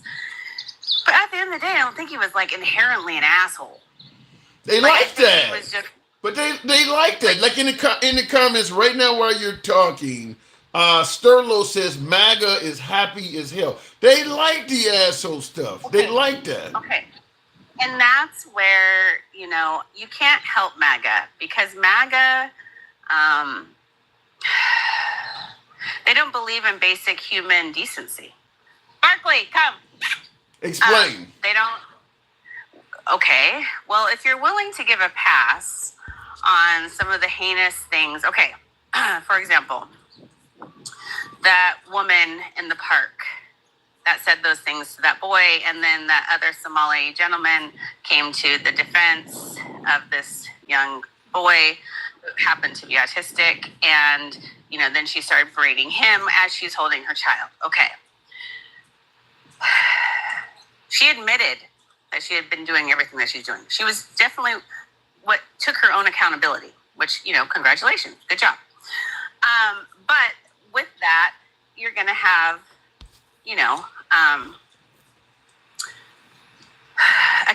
some consequences perhaps. So for the people, if you're genuinely rooting for this woman, then you need to look inside yourself and be like, what kind of fucked up human being am I? Because if you're going to give a pass on any theme, one, you're a racist. That's just hands down. And you are not a very nice human being. What about the notion that as a white person, I'm tired of being sensitive on my speech where they can criticize white people from everything to how we can't dance to how we season our food, but I can't say a damn thing about black people without them calling me a racist. And yeah, she used the N-word against a little kid, but damn it, I'm happy to finally see somebody white being able to exercise free speech. Is that possible? If you want to be championing bigotry, which is blatant, we all know what the N-word is, okay? Yeah. It's not meant with love and compassion. And, I'm not going to, anybody that's going to make an excuse for a grown woman and that woman that was on the Morgan. influencer, Yeah. like I say it all the time. Okay, thank you for keeping it real. You're actually out there, admitting what you are. What I don't want is don't fall in. Okay, if you're a Trump supporter, where is your line? Where is your red line? But are you being unfair? Because Mama Bull in the comments points out, like, listen, black people call themselves the N-word all the damn time. Why is it that when we use it, how the hell does black people get the right to use a word? Since when is the dictionary only tailored for one race to use it? I would like to ask that lady, does she believe that she was using that N-word in a sense of love and friendship, like black people use it towards each other? I get your point, and I agree with you, but I'm just simply saying. And again, those are those people. Well, black people get to say it. I'm not gonna stick the fact that you're gonna even just say that as an excuse to make it okay. Well, I'm not arguing or disagreeing. I'm not saying you. No. I get your point. I know you're not talking about me. I'm not disagreeing with what you're saying myself, but I am going to push back a little bit and suggest that it is kind of odd for a group of people to suggest that they're the only ones that can use a word. And that is kind of what we're dealing with here. If you think the word is that harmful, then you should stop using it too. Tim, yes. Tim, you and I both know, I can't say it, I'm going to get banned, but the hard R and the soft A are very different. Yeah, but the difference between the hard R and the soft A is just because the hard A, the A folks didn't know how to pronounce it right, and they started using with an A instead of a hard R. That's not true. But I mean, that's just. It's the same. Come on now. Wait, okay. Again, I'm not gonna have a conversation. Are you okay with validating a white woman berating a young 5-year-old boy, and then go like? There's nothing you can convince me of to say that's okay. And if anybody's going to argue and protest for that, yes, it's free speech. Yeah. Do you still believe it's right? No, I don't. I don't believe. I think where she loses out the most is that she said it to a little kid. If she had said it to a grown adult, it is a good argument to push back and say, if the word is so bad, why the hell are you guys saying it to each other? Again, if that is what you want, if not you, Tim, but if that is what Cassidy wants to have an argument about so that they can feel comfortable because they want to say it so bad, why do you want to say it so bad? Why? You know how it is, Arsha. If somebody tell you not to do something, it makes you want to do it even more. Okay. But and that's the thing I really bothers me about people on the lighter spectrum when they're so upset that they can't use that word. Do you know how many white friends I have? And none of them have been like, I really wish I could say that word to you. Not a single freaking one. No one's ever complained about it. Like, I wish I could. Because if you wish you could, why? Well, shouldn't we just eradicate the word anyway? Like, why are you trying so hard to get in the club? Because you don't like the people in the club. Why do you want to use the words that are, you know what I'm saying? Like... but Arsha, to me, I get your point, but it's almost like telling kids they cannot swear. The minute they leave the house to go to school, they're outside swearing because you don't tell them they can't do this. It makes them want to do it more. I still stand by the fact that if blacks do not want the N-word used, they shouldn't use it themselves. It is 2025. We should all know how to act in public. If you want to use the N-word inside your house amongst your family and your friends sitting around the table eating brunch, talking and this and that, so be it. But then there's a way to act. Yeah. And I refuse to give a pass on not acting right. I don't care if it's a kid screaming and hollering, kicking because he wants a piece of candy, or a woman saying, I want to talk to the manager because they don't have her size. Learn how to act, people. There is a special way. There's no excuse to be lacking social etiquette at this point. I thought we had evolved. Well, otherwise, you need to go to some class where you learn what fork to eat with the freaking salad, which one for the main course, and learn something about how to socialize in a normal, respectful way that is kind to your community and the people, even if you don't like them. There's a way to act. My dad would have smacked me in the face if I acted like a fool in public. I don't disagree with that, but you can't be telling white people to act differently than blacks. If a black person can act that way and it's acceptable, then you can't complain if a white person does the same. I got to move it on. I'll give you the last word, though. Wait. Hold the phone for a second. First off, I don't know. Okay, that's a whole different subject. But number two, I wanted us to talk about the whole Jeanine, the newest member of The Apprentice in season 2. Okay, she hasn't practiced law in over 20 years. She is an election denier. Yeah. It is horrible, in my opinion, that we are giving, this is why DEI is good. Because you'll get the best of the best. At this point, we have a Secretary of Defense who Donald Trump says, he'll get it together one day. I'm sorry. If I have family or people around the world that are serving our nation, I don't want somebody in charge of them that'll get it together someday. People's lives are at stake. Yeah. You know what I'm saying? I don't want a TV person. What are we going to start airing it now? Is it going to be once a week? Latest on Judge Shapiro. Are we really? It's embarrassing. It's embarrassing, I think. And hopefully we'll just all make it through the show. This is who we voted for, Arsha. Thank you for coming through. Not me, not we. Us. This is our administration. This is our president, our administration. It is our president, but I did not give him my vote, so I'm just along for the ride, hoping we all make it through. Fair enough. Nice to see you, Tim. As always, thank you. All right, moving on with the program, and she is right. Some people, everybody didn't vote for the guy, but I do believe in respecting the office. And I'll say this: I hear a lot of times MAGA will tell me, or I hear MAGA telling other folks, not necessarily me, but I hear him telling other folks, he's your president, whether you like it or not. And why don't you just accept that he's president? My general pushback is you didn't accept it when Biden was president.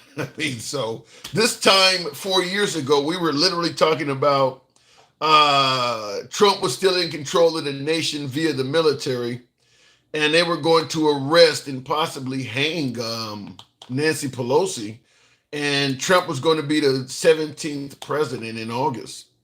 So that's what was being passed around. We didn't accept Biden as president. So I understand any liberal that would suggest, well, we don't have to accept Trump. He is the president. You're not going to hear it from me. I do accept him as the president, but I totally understand liberals that refuse to do so because MAGA did not accept Biden.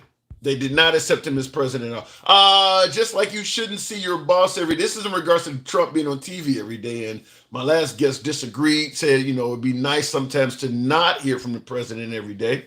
Will G says, just like you shouldn't see your boss every day unless you are in trouble.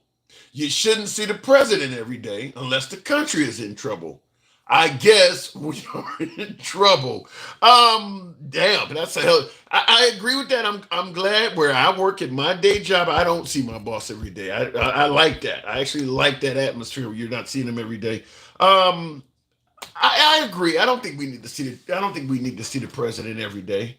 Look, he's promising to do a lot of stuff, but in terms of actually what's really happening, he's not doing enough that you need to see him every day. But Trump has been very successful in manipulating the media to his benefit. So I understand why he's doing it because it's always worked for him. And he probably will be doing it throughout his term. You probably will see Trump on television every week for the next 3.5 years, probably at least 3 days a week. At least 3 days a week. Now, right now, he's on TV. Out of a 7-day week, he's on TV almost all 7. But I would say probably at least 3 days a week, you're going to see Trump on television every single week for the next 3.5 years, at least 3 times a week. He's going to be. If you watch You know, if you watch your Foxes, your MSNBCs, your CNNs, or News Nation, at least 3 times a week. And if he's not there, then it'll be Carolyn Leavitt, or it'll be, Speaker Johnson or somebody else speaking directly on his behalf. But you're going to see a lot of the Trump. There's good and bad in it. There's good and bad in it. It is nice to have an administration that talks to the people, but it does come along with a lot of insults, a lot of criticism, and oftentimes things that are not true. So we'll leave it at that. When people had a 400-year head start on divisive language against other races, white people used it to disparage black people, use it as endurance. Well, and he's talking about using the N-word. So he's suggesting that the reason there is a lopsided view on how whites can use the N-word versus blacks is that whites had a 400-year head start on using divisive language against other people. That's true.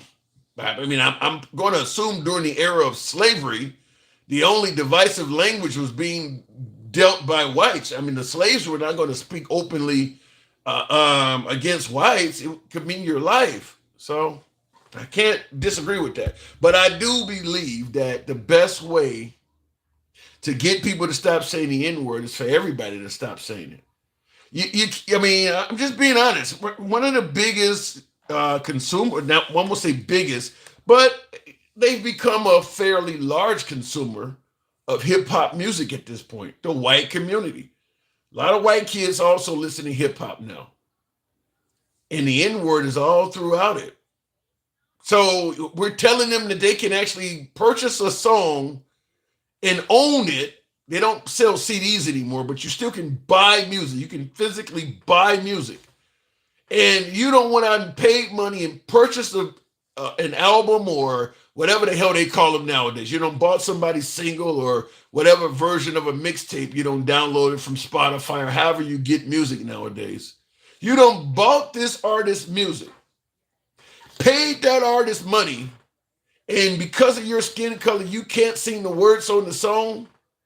It's in the song the person bought. You know, as an African-American hip-hop artist, that some of your consumers are white. Some of your customers buying your music is white. And your music has the N-word in it. You're going to take their money and tell me they can't sing the words to the song you sold them? You got to look at it from both sides. I understand the historical context of the N-word. But if you're going to put it in music and shit, and package it up as a product and sell it to the white man for him to dance and listen to and sing at his leisure, you telling me he got to skip words? Just think about how it sounds. Just think about it. Just why don't you listen to it? Think about how it sounds. Continuing on, you sell him the radio version. If you don't want him singing, when he go out and buy his CD or whatever they got it on, when he buy his song, all of the N-words are blanked out. But if you can't sing the N-word to him, what do you expect him to do? So, and I'm gonna ask this because I guess it happens at concerts in real life. Let's say you are white and you go to a Lil Wayne concert, or you go to Plies or any of the folks who are known for saying the N-word in their music, which is most of the hip hop community outside of maybe Eminem. So you go to a concert as a white person, and the guy is on stage singing the N-word. Let's say, for instance, when you get to the breakdown, the N-word is part of it, part of the hook. The artists on stage, they sometimes will sing their music, and when they want they don't aim the microphone at the audience, and the audience sings the part of the song they know. So if you don't pay your ticket price, your price of admission to get in that concert, and you're standing among hundreds of other concert goers, the N-word is coming up. You just happen to have light skin tone.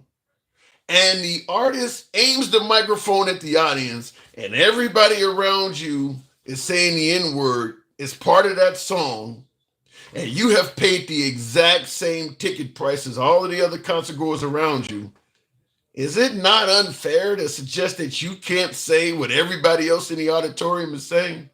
Do you not see? I'm just telling you, this is what's happening in real life. This is what, and by the way, the whole comment that they say it from a racist standpoint and blacks say it as a term of endearment. When you're in that concert, you are saying it as a term of endearment. You're not saying it as a racist term. If you're singing it on the song, along with the artist, you're dancing around just like everybody else in the venue. You are saying it as a term of endearment, right? Somebody let me know what I'm getting wrong. Anyway, let me go back to the box. Like I said, you got to be able to see both sides of the issue. So I don't know. If white people want to use it, they can.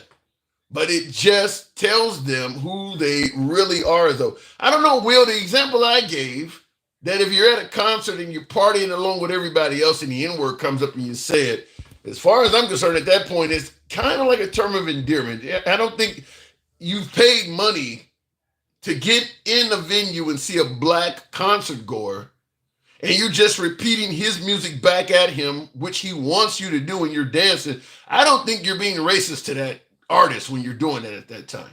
At that point, it's a term of endearment. That's the way I'm looking at it. Trump has an NIL deal. Will G. Trump has a lot of deals. Evil, super, major, boo. Just like what the caller said, we need to have morals. We forgot as human beings. Arshafine was right on all levels. They shouldn't be using it, but people are not disciplined. But like I said, I'm going to say that both ways. I just believe that the best way to get the N-word out of the vocabulary is everybody needs to stop using it. Because the idea that blacks use it as a term of endearment and whites use it from a racial standpoint, that's not black and white. There are plenty of folks who will be wielding a weapon or a stick, a bat, a firearm, a knife, or whatever. Black person holding a weapon, talking to another black person. You touch me, N-word, I'll kill your ass. That's not a term of endearment. Blacks use the N-word from a standpoint of negativity too. It's not always used as a term of endearment. Just want to say that. Some African Americans, the last term they heard was, the N-word. So I don't know. I don't know if it's always used as a term of endearment. I just simply say the best way if you want to get rid of it, you don't want to hear it, you got to stop saying it. Hip-hop was invented. Hip-hop wasn't interested for a white audience. White people just gravitated towards it. In the beginning, Will. In the beginning, I don't know. I'm trying to think. No, I can't agree with that because Fab Five Freddy, he goes way back, stated that he was excited when he found out that Blondie, who's pale white girl, was going to be on his album. He wanted her on there. So I don't know. Fab Five Freddy, she gave a shout out to him or something like that. He did an interview when he said when he heard Blondie gave him a shout out, he wanted her to consume his music. So I don't know if I would agree with you when you say hip hop wasn't interested for a white audience. White people just gravitated to it. I think that it's hard to say. I think in the beginning, it was the shit that was happening on the street and whites couldn't relate to it. But as it, there are rebels and all of that shit within the white community as well. And some of them do gravitate to the black community. And I just think it caught on.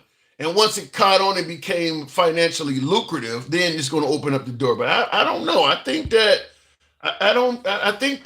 plenty of artists were happy to have white consumers because they got more money.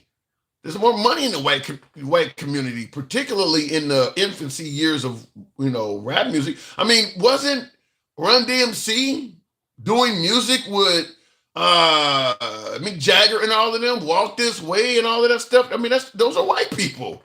They were doing that in the 80s. So they were fine with it. And Run DMC was the biggest artist at the time back then. Evil, Super, Mage, and Boo. And I remember that was when I was in high school. Walk This Way came out, and that's that's what a white group. White people now, Public Enemy. you might be if you want to talk about hip, it wasn't it wasn't for white audience. If you want to talk about KRS-One or Public Enemy, yeah, they didn't have any desire to work with white people at all. Yeah, there are people that were like that, particularly in the conscious rap avenue. They didn't want, they were pointing out the negativities of the white community, everything from racism to slavery. I mean, some of them were using sampling at Farrakhan in some of these shit. So yeah, them folks, X-Clan with the red, the black, the king, what is it? The red, the black, the green, with the keys, sissy, for some of you folks who are old enough. But there is plenty of hip hop artists that were fine with working with the white community. Looking in the comments though, white people, can't believe we're reading this so much. NWA. I don't know. I don't know if NWA was anti-white. They were anti-police. I don't know. I'm trying to think of some of these songs. I don't think anything they did was really anti-white. I think they did believe the system was against the black man. I get that. Well, yeah, maybe so. Because what was it? As soon as y'all get some dough, you want to put a white bitch on your elbow. I think that was Ice Cube. Yeah, okay, I'll give you that with NWA. All right, looking at the comments, white people want to be like a black person so damn much, but they sure don't want to suffer as badly as we do. That's what the difference is. They want to have everything, but they don't want to suffer. Could be a lot of validity in that. I'm not going to argue with that at all. All right, let me go back to the box. Vanilla. Well, I cannot believe what I'm reading here, but we weren't talking about hip hop. But this person states that Vanilla Ice is the greatest rapper of all time. Really? I'm going to just laugh ahead of time because Vanilla Ice was not known for putting together great lyrics. He had one good dance track. The other one belonged to the Teenage Mutant Ninja Turtles. Vanilla Ice was not known as a good rapper. But I'll go to somebody who might think otherwise. MAGA reacts. Good evening, MAGA. Vanilla Ice, what say you? Yeah, greatest rapper of all time, for sure. Really? Okay. No, I'm joking. Rank him above Eminem, huh? No. Okay. I mean, my top two is Eminem and DMX. From 2000 to 2008, I had every song they had. DMX, huh? What's up? DMX. DMX is my number one. Wow. I actually had him ride my motorcycle. I used to ride with Rough Riders here in Miami, and we went to this radio event, and they all walked to some Wendy's on the street. I rode my bike, and then on the ride back, they told me to show this guy the radio station. So I actually jumped the road and went against traffic to take a shortcut to the radio station. And this crazy guy in the Bentley actually followed me and went against traffic too. I'm on a bike, I could get away with it, but he just followed me. I was like, damn, this guy's crazy. And then I pull over and he comes up to me and asks me, is this it? And he puts down his window and it's fucking DMX. Really? Wow. Yeah. And then he parks, and I'm like, in Miami, we don't really try to be groupies. So he parks, I park away from him, and I'm like, don't be a groupie. I'm like just standing away from him, And he walks straight to me and asks if I could ride my motorcycle. And bro, I was so nervous, I couldn't even get the key in the fucking bike. DMX took your shit and rode it, huh? Did you? He almost crashed it too, because apparently he knew how to ride ATVs, but he didn't really know how to ride motorcycles. Well, yeah, he has the ATVs in that video. Stop, shop, let him out. I think of how the song goes, but that whole video was a bunch of them riding those ATVs. Yeah, those bikes are ancient compared to what I was riding, and I had a brand new R1, and he fucking almost crashed it because where we were waiting for him was it was what's it called? Blocks. It wasn't concrete. It was just a blocky area. with it's a roundabout that was just blocky, and it had it was slippery. I can't believe that you're not only a big fan of DMX, but you also got a chance to meet him briefly. I can't exactly invite you to the cookout, but if you meet me in the back, I'll give you some potato salad. I mean, I wouldn't expect this from you. So, did you have a MAGA hat on the bike when you handed it to DMX? This was before MAGA. This is I know. his fifth album, 2006. Depot said potato salad with raisins. Oh my God. So, I mean, go ahead. It was like a 3 months period where I met DMX. I went to a Diddy party, one of his club parties. I met Jordan like the week after. Do people actually admit still that they went to Diddy parties? I didn't even think of it too much until I got on my Facebook, and one of the first photo albums was like me bragging about a Diddy party. I thought you were about to say. You said I didn't think about it until I went in my Facebook. I thought you were about to say I didn't think about it that much until I was on my face. But okay, Diddy party, huh? How was that? Was there anything interesting going on? No, I mean he was roped off in his little section, listening to his new album. I was having fun. So you were out at a public establishment. Yeah. This was a nightclub. This wasn't like a home party. Yeah, so this is like he's basically sitting in VIP or something like that. Yeah. Okay. And again, this is 2006, before all the craziness. No, I'm sure the craziness was happening in 2006 as well. P. Diddy's like older than me. You don't get horny in your later years. He's been doing that for a while. You're just hearing about it. I'm sure he was doing it in 2006 for sure. I mean, he was super rich back then, and he was much younger with more testosterone. I'm sure Diddy parties were in full swing back then. Listen, I don't know about Diddy, but when I met Jordan, he was hitting on some girl. Like, I had some young girls with me. How the fuck you meeting all these people? I live in Miami. It was like a certain point when my friend would get a call, any celebrities at any nightclub. Like, I just knew promoters. And, and then I knew a bunch of college girls. So, they're like, if you have 2 college girls with you, you can get almost into any club, no problem. I'm expecting you in Miami. I'm expecting to hear about Luke and Trick Daddy and Trina and all. You coming up with these folks. I didn't know they was even from the area. I mean, this is, again, Luke and Trina. I mean, I didn't race him personally, but I was there and I saw Trick Daddy race one of his donks. And I never met Trina. Pitbull. Pitbull I used to see all the time. Like, he was a scrub when I met him, and I actually used to date his baby mama's sister. She used to ride on my how the hell you come up through all of this and now you voting Trump? I mean, one thing has nothing to do with the other. Yes, it does. I mean, like, you can't even get in any of these parties talking about you vote for Trump. They would look at you like you came in with paste pecani sauce. Get a rope. You would not be allowed in any of this shit. Talking like this. Again, Trump wasn't a thing back then, but we went to Daytona's Bike Week with basically Pitbull's baby mama while she was pregnant with his kid. And we had it was like 10 bikes, and we gave them the room with the bikes so they could have it to themselves. I mean, we were young, broke, and just having fun. Sounds like you had a lot of fun. So anyway, getting back to the actual topic. Did you hear about Judge Jeanine Pirro getting a promotion? Yeah, I was like, damn, is Tim gonna stop watching Fox now that his girl's gone? Because that's your girl. Like, anytime you talk about watching Fox, you talk about something she said. I actually watch a lot of Fox, and I'll tell you something.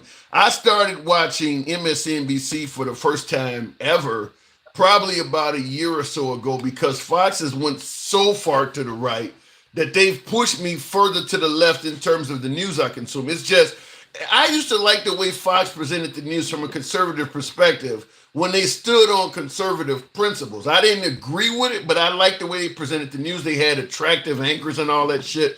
They just presented the news better. But now that they literally are just like the Trump network, they're not enjoyable to watch anymore, because I've been watching them so long that I can actually think in my mind of times when they criticize politicians for doing things that Trump is doing now, and they're defending it. So I know they don't stand on any morals. If you've watched Fox as long as I have, you've seen them really tear into politicians for doing some of the same stuff that they're now defending Trump for. So it's like you actually you don't have any principles. I know you don't like this. You're just agreeing with it because Trump did it. Yeah, I mean, I kind of agree with you. I don't watch Fox as much as I used to either. Only person I watch is Brett Baer because he's the only one that's like legit. You know, like that. He's not partisan. He just tells the news and that's it. Yeah. Even O'Reilly, who I still kind of follow, he's now on News Nation and he does his own podcast. He even stated that when he was at Fox, he left in 2017. He stated when I was there, about 67% of the audience was conservative and the rest were independent and liberal. He said now Fox, he said about 95% of Fox is right folks and 90% of them are MAGA. He stated himself that Fox News is the Trump network. He said, if I was Trump, I would love Fox. This is O'Reilly saying this. He said that, Fox News is essentially the Trump network. And I agree. I mean, they will defend, they're like you, MAGA. Like my audience say you are. But I agree with you, but I don't think they're like me. I tend to be my own. I'm sure I've given you points of view that no regular MAGA will ever think of. Well, if you're going to give me a point of view that no MAGA would think of, I want to give you one. You may have heard this earlier, but this is coming out of the Trump network. Administration officials have told CBS News the U.S. could soon start deporting migrants to Libya. Flights to the North African country could take off as early as this week, despite the nation's years-long history of violence, civil war, and humanitarian rights concerns. Camila Montoya Galvez joins me now. Camila, why Libya? Well, the main objective here, John, is deterrence. The Trump administration wants to send a strong message to the world, really, that if you come to the U.S. illegally or stay here unlawfully, not only can you face deportation to your home country, but you could also be sent across the Atlantic to a troubled African country like Libya. And do you agree with that? No, but I do understand it. A lot of these, somebody was saying there were Asian people being sent to Libya earlier. And I'm like, okay, they came in through Mexico. So you understand sending folks to a country that is engulfed in violence where they may lose their life. You understand that? Yeah, like I said, I'm not for it, but I understand like why they're picking Libya. They're taking whoever they can send these people to. I don't think they're particularly. I don't know if the violence is part of the deterrence or they just want to send them back. I don't know. I don't know. Let me ask you. I heard it like 5 minutes ago. I haven't really been able to digest it. Does that not appear to be cruel that you're so eager to get illegal immigrants or undocumented immigrants out of your country that you'll send them somewhere where they may be killed? I mean, does that not come across as cruel? Yeah, but are they limited to where they can send them? Why did they pick Libya? If you're correct and they're just being cruel, then yeah, that's fucked up. But if they're just limited to Libya because it's one of the few countries that will take them, then I can understand. Well, let me ask it to you this way: if someone is in this country illegally and there's nowhere to send them but a violent area like that, what is so wrong with just finding a way to let them stay here? I mean, we're not talking about legal. We're not talking about whether immigration is legal or not. At this point, we're talking about saving a human life. Isn't the right the party that's calling themselves the pro-life party? I mean, what is it? Once you're alive, we don't care about whether you live or not. We only care when you're unborn. I mean, you're talking about sending people somewhere where they may die. How do you even understand that? I agree with you. Like, we should just stop new people from coming in and leave it at that. But you see how all these leftists keep criticizing how he's not deporting as much people as Biden or Obama. You know, what did Gantz and Grandma say? He hasn't deported anywhere near as many people as Biden. And definitely isn't touching Obama's record just because, you know, he's not letting him come in the first place.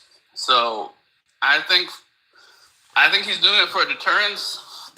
You know, sending 200 people to Libya is stopping like thousands or even hundreds of thousands from coming here because they're worried that they'll be sent back to Libya. Is there a line though? Is there like, okay, if somebody comes in this country illegally, they're totally in the wrong. They have no damn place in this country legally. Is there a line that you believe should be drawn of what you can do to that person? I mean, yes, they're here illegally. They've broke the law. They don't belong in our country. But does that mean they qualify for any punishment whatsoever? No, again, I don't agree with any of this shit. I think they should just be deported and that's it. But on the other hand, more people got hurt and killed with the Biden's open border than anybody has gotten hurt. How do you know that? How do you? If Trump is deporting people, if Trump is deporting people and you never hear from them again, how do you know some of them are not being hurt? Because he's only deported like 200-300 people that, on airplanes to El Salvador. It was only 200 people, right? Then during during Biden's open border, those 4 years, we're finding dead bodies all over the place. Who do you trust more, El Salvador and Trump, or Cartel Coyote? What do you mean by we're finding dead bodies all? What are you talking about?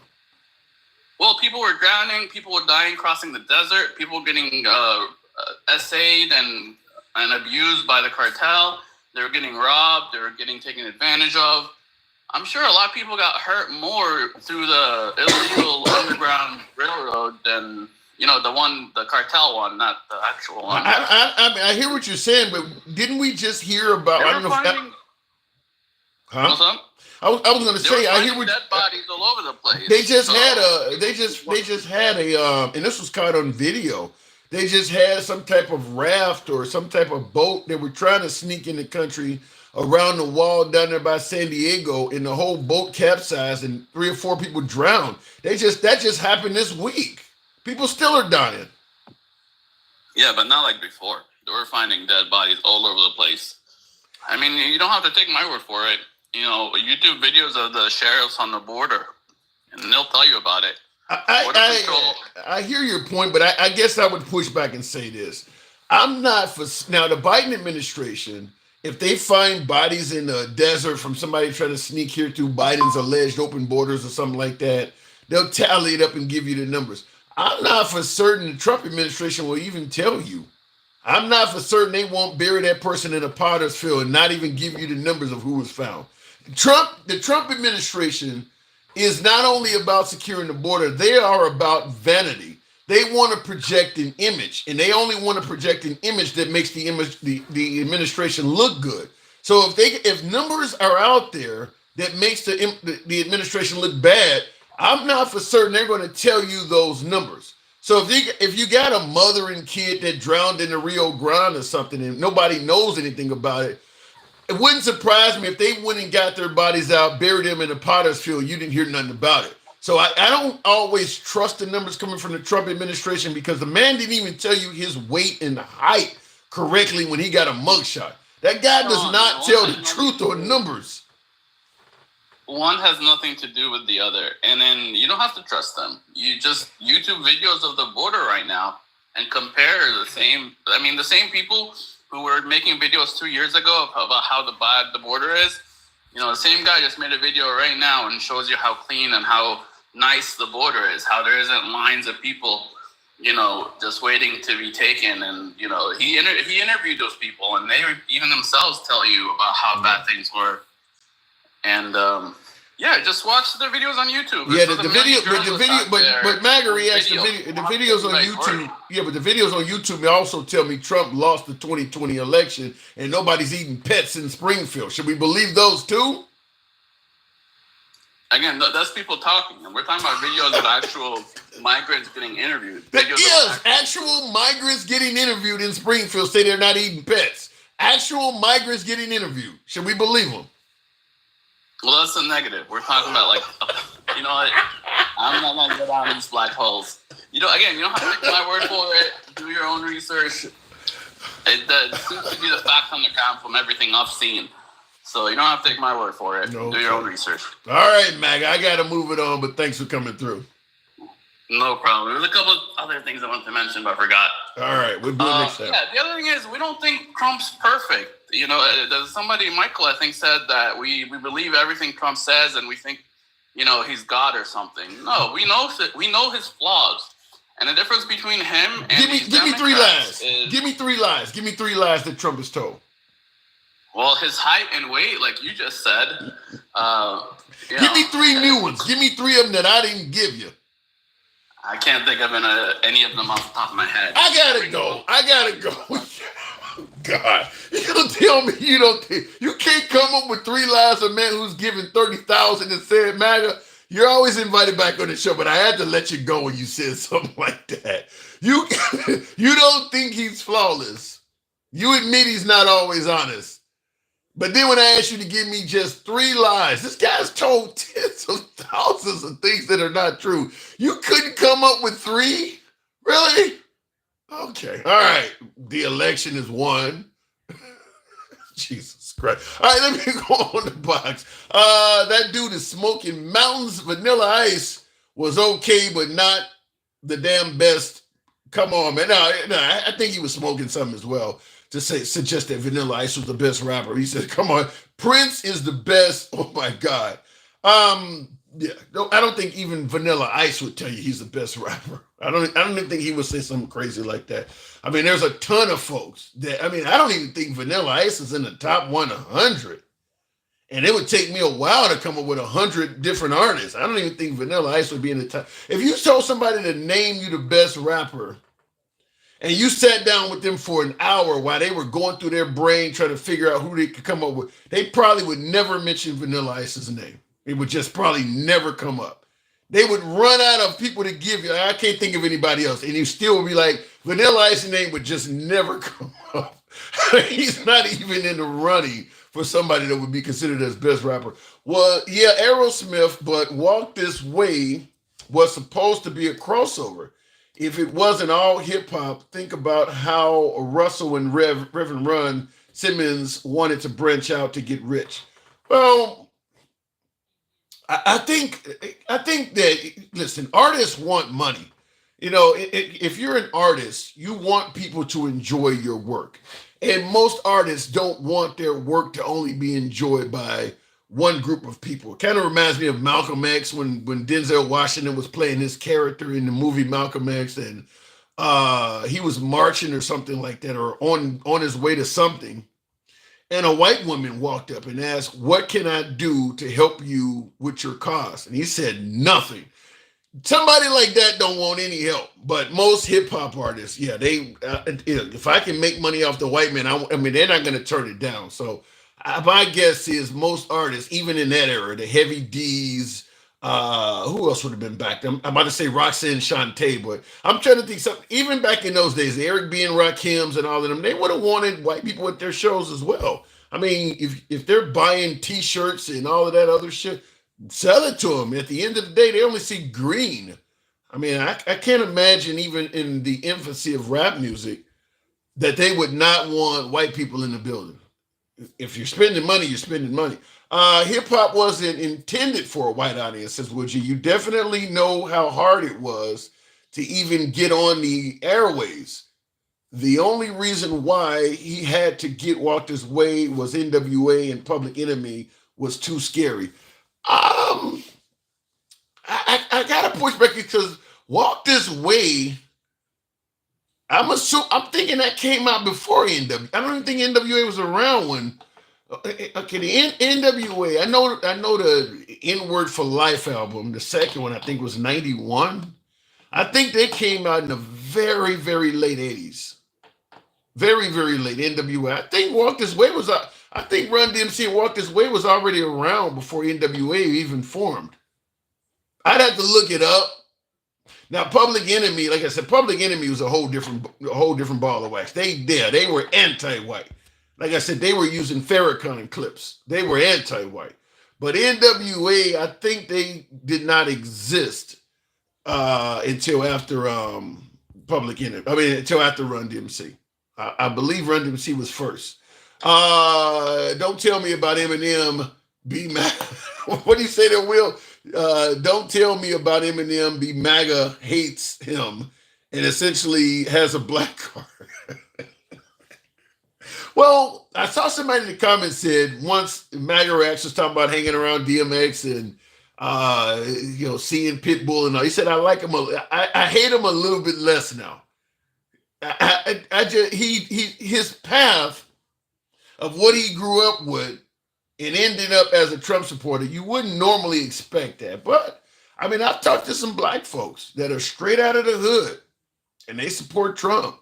I mean, some folks just simply believe Kamala Harris and Biden were not the right people for the job.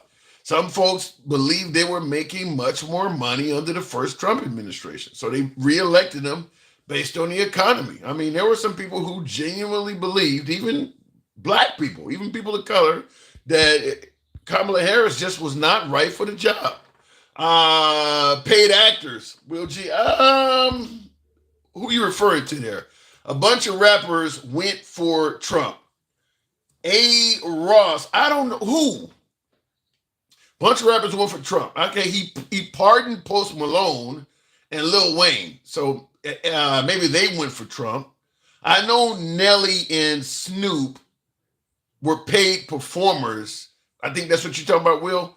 Paid performers at his inauguration party or something like that. But that don't mean they voted for him. That just means he wanted to get them to come to the venue and perform. A lot of rappers did not. I don't believe a lot of rappers went for Trump. I don't even think you can probably name 10 well-known rappers that voted for Trump. I don't believe that a lot of them went for Trump. Some maybe, but a lot, no. I think most of the rappers the few rappers that went for Trump are folks that he personally did something for. People that either somewhere along their career or lifespan, he personally did something for them. They didn't vote for Trump because they thought his policies were better than Kamala or Biden. They voted for Trump because he personally did something for them. And that's not a lot of rappers out of the hip hop community. That's not going to be a lot of them. So I don't think a lot of rappers vote for Trump. Lil Wayne keeps it 100. Bullshit. Lil Wayne would be somebody you were demanding spend the rest of his life in prison if he wasn't siding with Trump. Lil Wayne has a host of felonies on his rap sheet. And when Trump pardoned him, he had yet another additional gun charge by a prohibited possessor, which is what Trump pardoned him for. If Lil Wayne was not siding with Trump, most MAGA would be suggesting he should be put under the damn jail. So Lil Wayne keeps it 100% bullshit.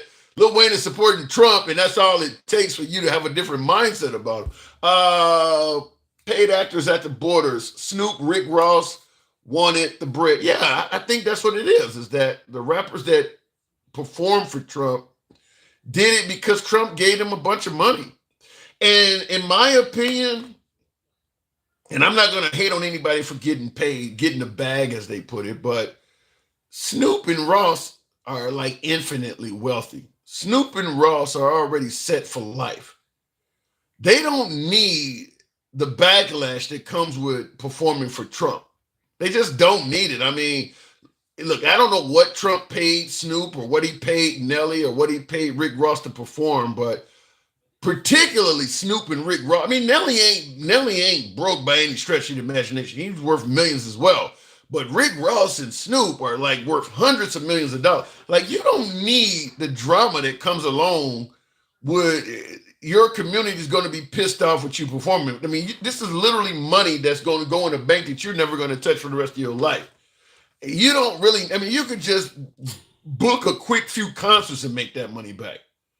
I'm really surprised, particularly with Snoop, because he has a video from Trump's first term where he is literally saying that anybody who performs for Trump is a fucking sellout.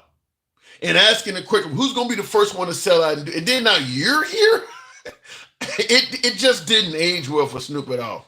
I don't know why any of them would do that, considering that their consumer base is overwhelmingly black and anti-Trump. Listen, if you're just starting out and you need the money, that's one thing. But if you're at Rick Ross's level, you just don't need this. I mean, you know, as some people often say, all money ain't good money. Anyway, looking in the comments, I lost a lot of respect for him, says Luigi. A lot of people did. A lot of people did. Tim is the Tim is the shit. Thank you, Evil Major Super Boo. I appreciate that. Tim is the shit. Thank you for cutting a MAGA reacts. Well, he couldn't come up with 3 lines. Come on now. It's about damn time. Now I'm sounding like what is the chick's name? It's about damn time. Anyway, it's about damn time. Here are 3 lies of Trump. Number 1, he lied about making things cheaper. Housing, mortgage. Number 2, gas prices. He said gas is down to $1.89, $1.98. That's not true.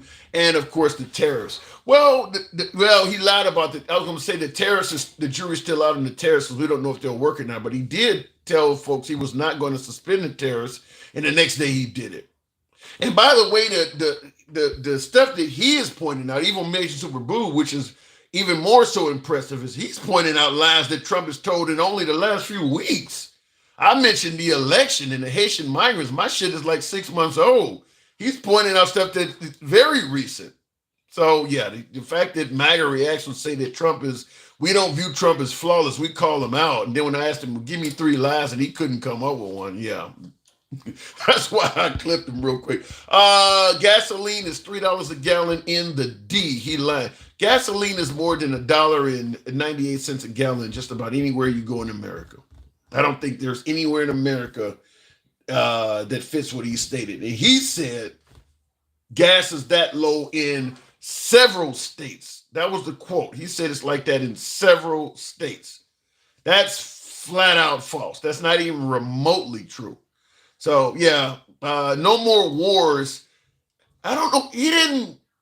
He campaigned on no wars. But he didn't. I mean, he's in the office now, and he obviously didn't meet the narrative of ending the Ukraine-Russian war in 24 hours. He didn't do that. But like I said, if you can't come up with 3, it's surprising. RP, good afternoon. Welcome to the program, RP. Hopefully the box will work since that was bloviating a minute there. Mine didn't get forgiven because I'm white. What did not get forgiven, Sherlock? The box is freezing. I don't know what's happening here, but we'll continue on here.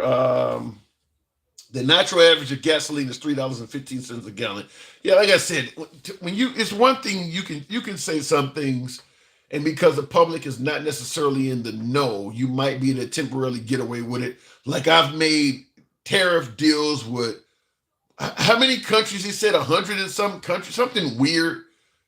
You could kind of have a slight amount of time for plausible deniability by saying we're not going to tell you the deal until it's 100% finalized. But you're telling somebody the price of gas is $1.98 in several states. That's way too easy to fact check to expect to get away with that lie. Not only that, but $1.98 a gallon is so much cheaper than what most Americans are paying that people are going to be surprised to hear that and really want to know where the hell are people paying that low for fuel.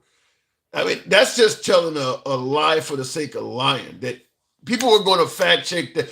My guess is that when he said that in front of the reporters on the way out of the room with their notepads in their hands and shit, they were already, that's a lie. I mean, they knew that some of the stuff he says is so bad you can kind of fact check it while it's coming out of his mouth. And that one is real bad. That you got gas under $1.98 in several states. That just made no sense. Only the hardcore criminal migrants. You listen to the Trump administration. I had somebody on the program once, and I asked them what percentage of the illegal immigration population do you believe are violent felons? Because Trump says that they're not sending us their best and brightest, they're sending us their rapists and murderers. I assume some of them are good people. What percentage of the illegal immigration population do you think are those kind of people? And I had somebody tell me about 25%. Trump claims there's 18 million illegals. If 25% of them are violent felons, that's a lot of people. That's literally millions of people. I could understand absolutely why MAGA don't give a damn what happens to them when they're deported.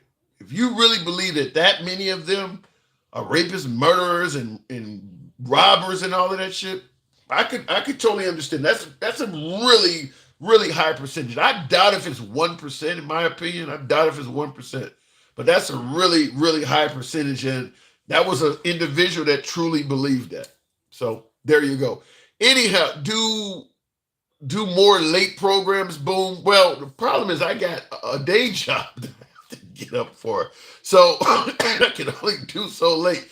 Which is, I'm going to go ahead and state I appreciate the 62,000 in the like category. I didn't solicit you guys to tap the screen as much as I should have lately, but I'll be happy with the 62 when it should have been around at least 70 to 80.